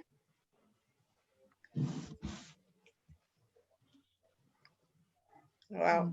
Yeah, I'm here. Yeah, and then scroll down. It's quite close to the bottom where we want to be. Down? Yeah. Okay. And it's GitHub pages there. And then choose, oh yeah, first of all, select there. Master. Yeah. Oh, sorry, I think do we just select the master page there, Cass? Where? Sorry, instead of typing, I think you can just click the master link that was there before that you see just below the typing box. So sorry, into none. Yeah. Yeah, where you were a second ago, into the pull down tab. This? None. Yeah. This one? Yeah. Sorry, I'm pointing at my screen. Okay, master. Yeah. Okay, here, master. All Yeah. right. Okay. And then do we save that? Is that yeah? And then yeah, Save. and then yeah. Save it. Okay. And then choose a theme.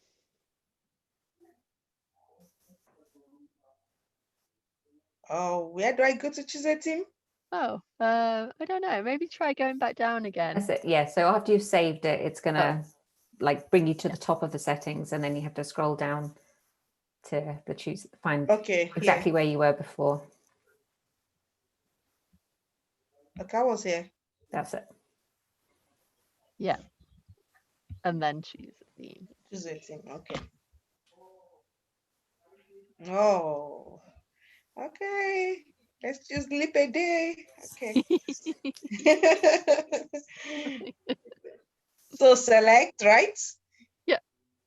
Select theme. Okay.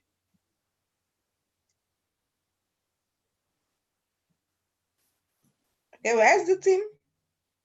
That's it. And then we just scroll down Okay, again. there's the link. That's it. That's where she is. So if you click on there. Okay, so next. Yeah. Okay, here. Yep.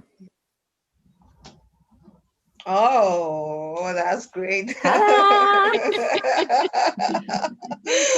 feel good. Yeah, you should feel good. I feel good. I feel good. Oh, amazing. I'm so pleased. Look at that. You just made a web page. Yeah, thank you, Cass. Oh, thank you. Well done. Yeah, more Thank clapping. you. I haven't got this far yet, so I'm going to rewind and try and make a master page next. But I think I'll do that in the collaboration cafe at 4 o'clock. Oh, nice. Cool. EST. Yeah. All right. Okay. Thank you. Yeah, You're very thanks, welcome. Cass. Pleasure. Congratulations, Nice to see everyone. everyone. It's a lot. Thank you. It's a lot of work. Thank you, Cass. Yeah, Done thank you great. so much. Thank you, Cass. My pleasure. Yeah, the tutorial was really nice. I'm pleased. I'm glad you enjoyed it. Yeah. I love I know. OLS, and I can't wait to read more about all your projects. I'm sure they're all amazing. Thank Oh, I should you. come to your graduation. That'd be exciting. Yeah, that'd be great. Yeah, that would be great. And yeah, I hope to see some of you in the co-working cafe at 4 o'clock British summertime as well. Okay, Kate. Hope to see you too. Thanks. See you later. Cass, can I All right, ask guys. you? See you, Cass. Yes, bye. Thank you. See you. Bye. I'm happy to stay on again if anyone wants to. I'm not going to be around till 4 o'clock. So could I ask you like a really quite specific question? So Yes. I've been trying for a long time now, like over a week, to get this. One of the themes, I don't know if you've worked with it before, but it's called the minimal mistakes theme or something like that. Yes. To work, and there are so many folders, and I at first tried to copy everything or fork it, and then on the main page I could edit my name and things like that, but then I wasn't sure how to make other pages, and then I thought maybe I should instead build it up from just a configuration page. So I like deleted everything, but I don't know if it's better to, I guess they have some documentation, but I wasn't sure which things I need to keep and how I actually make an additional page. Yeah. So that's one of the remote themes, right? Minimal mistakes, is it? Yeah.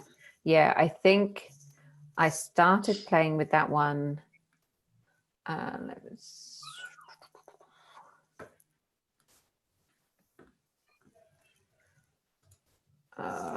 Could you send a link to the chat to in the help pages? Yeah. There's a reasonable chance that I won't know how to help you, but at least I can help point you in some directions. Okay, great. Let me add it.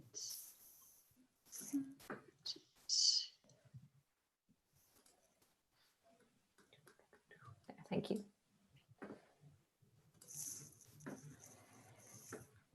Right. There's minimal mistakes. Yeah, so I guess my first question is, do I need to copy all of those folders that have, all of the information, or if I type in the remote theme information, does GitHub just know to find it there with like the username? Yeah. So my understanding is that there's two ways you can do it. There's one is that you can have all of the information required to build the theme and all of the construct and everything in your own repository. So that would be forking their repository and having all of that information. Or you can do it as a remote theme.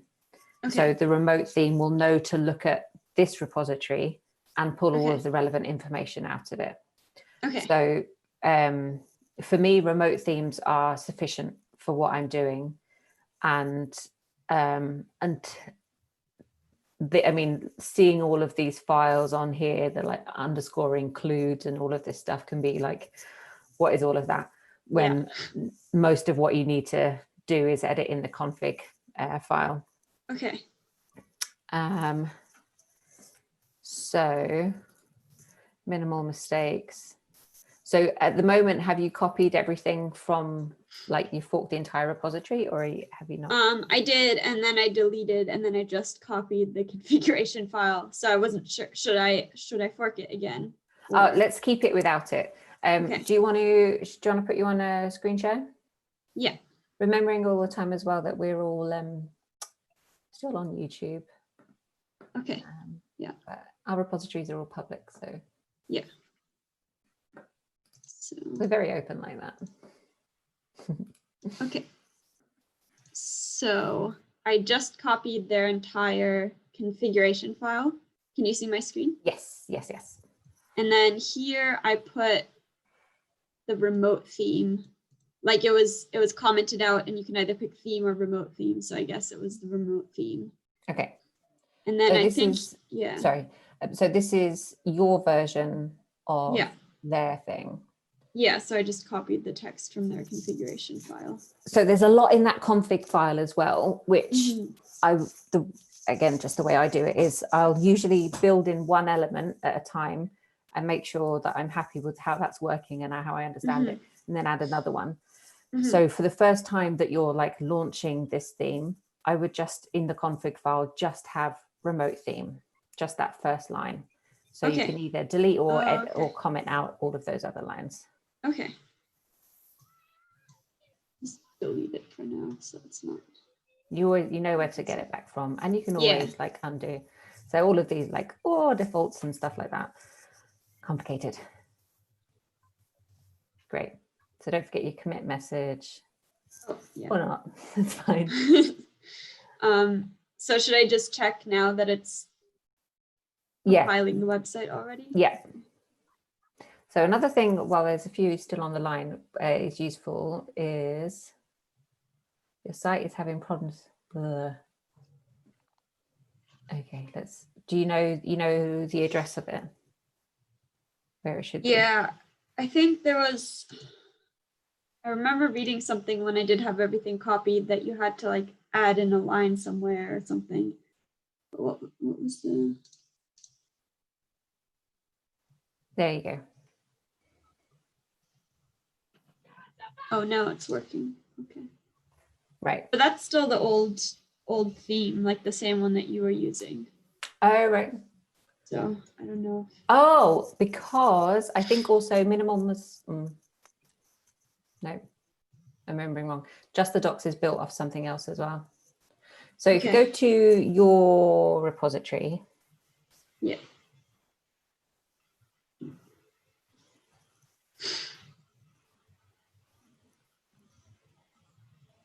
Cool. And then your config just has remote theme, minimal mistakes. And your README file just has info here. Yeah. So why don't we add something to that so you can see that it's changing.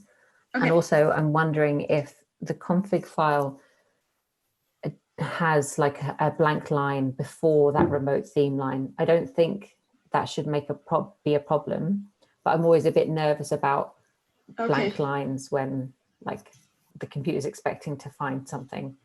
I don't think it will be a problem. And let me look at this minimal mistakes theme.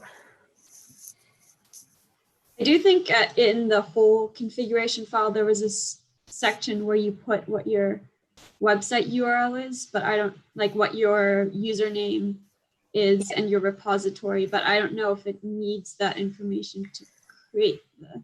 It probably won't. My guess is it won't need that specifically just to render it once. But if you want to do other things like add links to your GitHub or doing more complicated things with like hyperlinks and stuff, it might need to have some more information in there. Okay. So if you go back to code, like the root, that's it. And then we'll just add on the about on the right hand side, which says about personal website, slightly over to the right, keep going, keep going.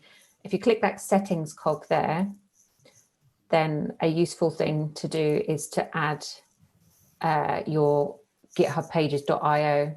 That's it, in website. So add the address there. So that'll make it easy for people to know where the pages.io site is. Nice. And it might need to have full HTTP and stuff like that. I'm not sure how clever it is. Chris. Lovely. Oh, that's nice too, because then you can just check it without always going into settings to remembering it. So do a little refresh.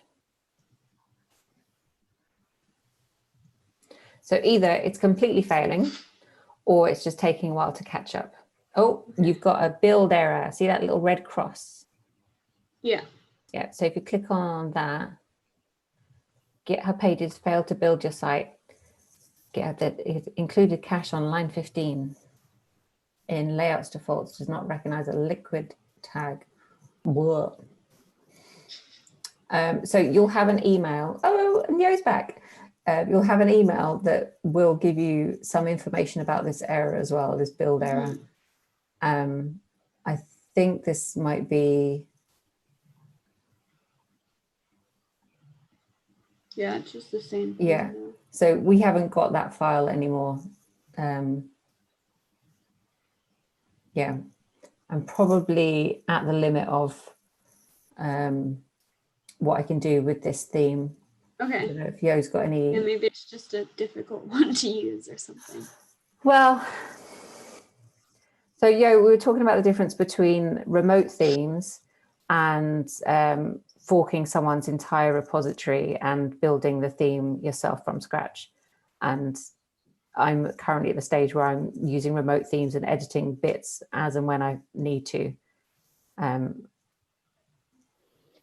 Yeah, so I think GitHub sometimes is a bit more limited, so people might use a theme that isn't compatible with GitHub occasionally, and that's my guess. If you're using someone else's theme, that might be what's going on here. And that using a different theme is probably the easiest thing, although potentially you could copy that particular file and just edit out the include cached line number 15. And if you deleted that line, that might fix the issue. If it didn't, that's when I'd probably say maybe this theme isn't for me. Okay. I don't know, did that make sense? Yeah, I think so. Basically, edit out things until they work. Okay. Minimal mistakes, and there's like Beautiful Jekyll as well. There's some really lovely ones, but I would, I mean, it doesn't look like it should be too complicated. Yeah, there's something in here I think that it didn't like. It was the default HTML line 15. Default.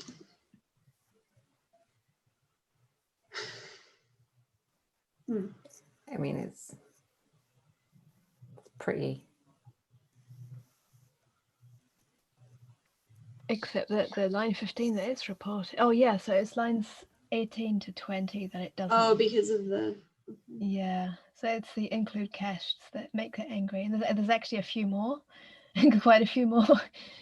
But those are the probably. I'm guessing that every single line that says include cached, GitHub will choke on.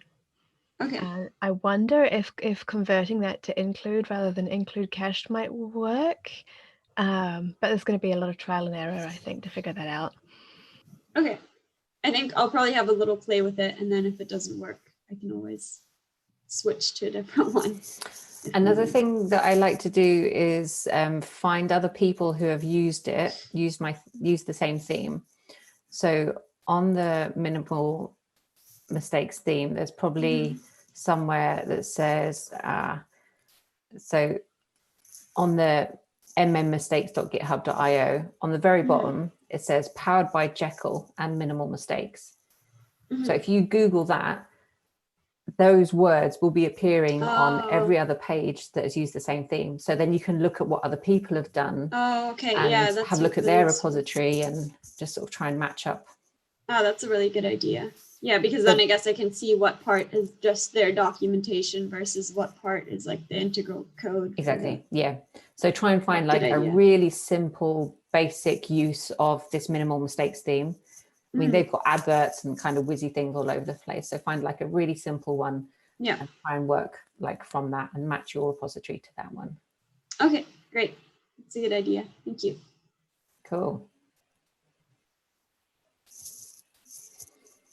So now I am just about getting to the end of my time where I'm able to hang on till, which is totally fine. We've had some really amazing successes and I'm so pleased. Jeliotha and Karenga, I realize we've not had a chance to go through anything. Is there anything you want to look at quickly? I've got like 15 minutes left. Or Yo, equally, if this is time to shut down the call, then it's your beast. Yes, sure. I had a question I wanted to ask on the very first bit that we were doing, the first document where we were adding our names into the list. I think I'm a bit stuck on how to go about it. Okay. Let me go. And Karenga, were you looking at the pull request bit as well, or are you looking for something else and we can work on this together?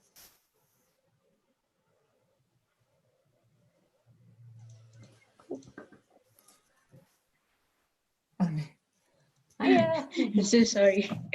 I missed it completely. Oh no. Well, luckily there's 2 hours of it on YouTube, 3 hours. Yeah, I've seen that. I've seen that with live streaming. Okay. So we're gonna do the first pull request bit. Let me get my head in gear. And let me think, how do we want to do it?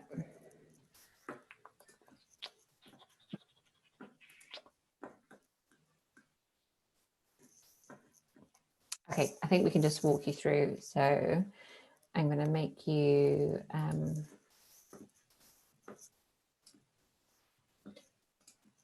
a co-host. And then are you happy to share your screen? Yes, sure. Go for it.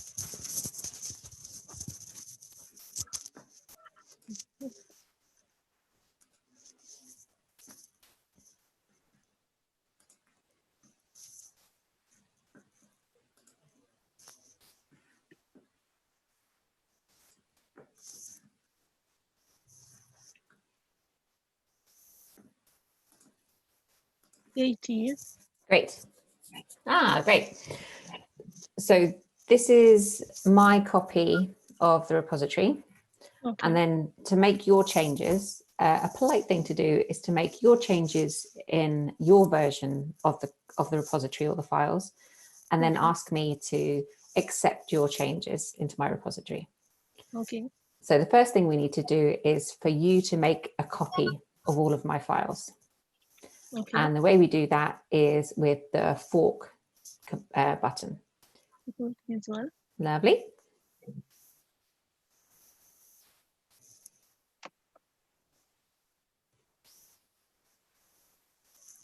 Right, great. So now on the top there, you can see you've got your username and the same name of the repository. And it says forked from CassGBP, right? So here's your copy of the code. Okay. Now the page that we're going to edit is in the docs folder. This one? Mm-hmm. Okay. And it's, if you scroll down, you should see in Tut for tutorials. And it's actually the last one that people have been changing. So that update one there. And so it's 3-3, play with this page. A little bit further down. Down, down, down. There we go. This Perfect. one, right? That's it. Oh. Great. So that's what the page looks like at the moment. And if you scroll a bit further down, you'll see other people's names are listed. Okay. So now, just like when you edited the README with that little pencil symbol, and then you type something else, you're going to edit this file and type your name. Oh, look, someone's put a picture and everything on there. So you can put pictures on too. Right. So do you remember how to do the editing? I need to look for the pencil. Perfect. I think it should be here. This one. That's right.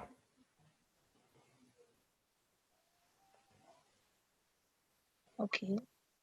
Let me look for a photo.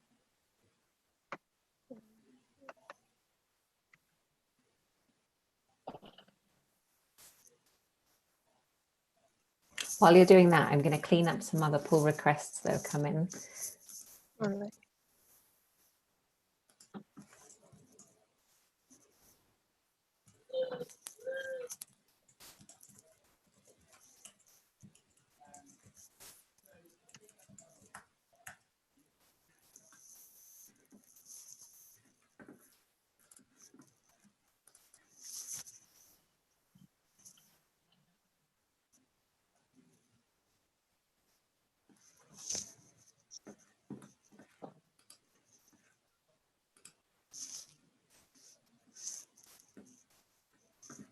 I copied this. So I'm not sure if that will work. I wasn't watching too closely, but I copied the link. Was that the link? I don't know, Yo, if you were watching. Yeah, so try right-clicking on the image. Okay. Basically, if you have a web page open and it has images in it, they won't get the link for the image. You need to have it so it's only the image open in the browser. I guess we're just sort of waiting for that to load, and then when that loads, we can maybe. Or what about if you click, you know, when you click with the right mouse button and it opens up the menu, if you go back to the picture and do that. So if you scroll down now, oh yeah, so right click to bring up the menu on the, there we go. And now click on copy, save image, or no, we want to get view image info. Sorry, a bit further down, view image info. It's 3 or 4, a bit more down. View image info. Yeah, so not view. Oh yeah, actually click on, yeah, view image is probably better. Actually, click on view image. You were right the first time. View image. Yeah, so click on that. Okay. And now, if you copy and paste from the URL bar, that should work. Okay, I copy the link. Yeah.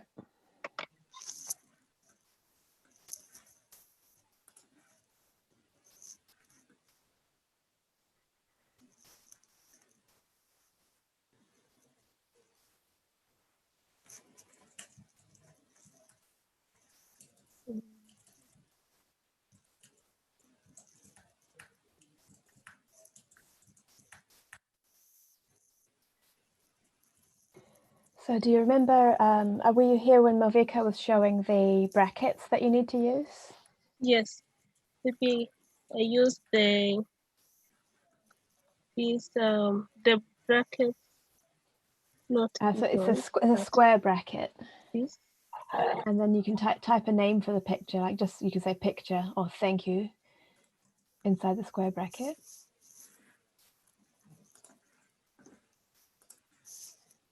Yep. And then you close the square bracket once you're ready. And then you do round brackets. Do I put a space? No space. If you put a space, it will actually not work. There we go. Okay. Yep. Now you put the image URL and then you close that bracket. And so the only other thing you need to add before that is the exclamation mark, so that it's not just a link.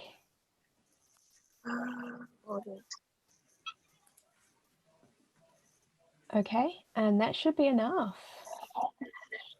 So if you want to commit that, maybe describe what you're adding. Yeah.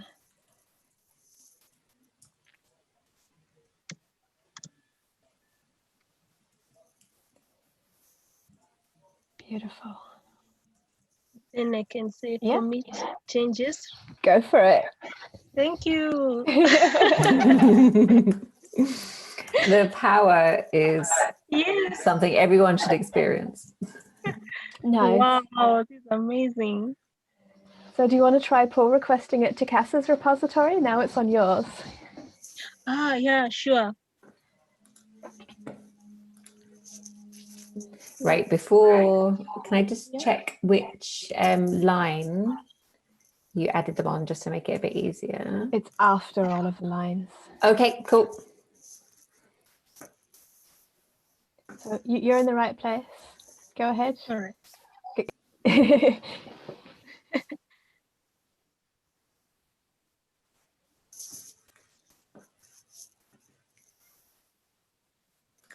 Do I create a pull request? It looks perfect.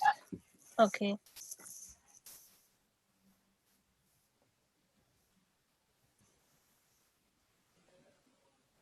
So it's already guessed exactly what you want to do, that you want to push it to Cass's repository, and it knows which line you've put there. So you really just need to press that green button. This one? Yep. Okay. Added an image. Yeah, I think that's sufficient for now. All right. Go, go, go, go, go. Thank you. Amazing. Let's see. And I'm going to share my screen again so you can see what happens on my end. All right. So I stopped sharing. There we go. So you should be able to see. So now I've instantaneously, 10 seconds ago, made that big, your pull request has come to me. Okay. And it says there's no conflicts, which means that there's nothing that our two branches are disagreeing about. I can write, thank you for your beautiful picture. And some emojis, smiley face. I'm going to comment. And I'm going to merge.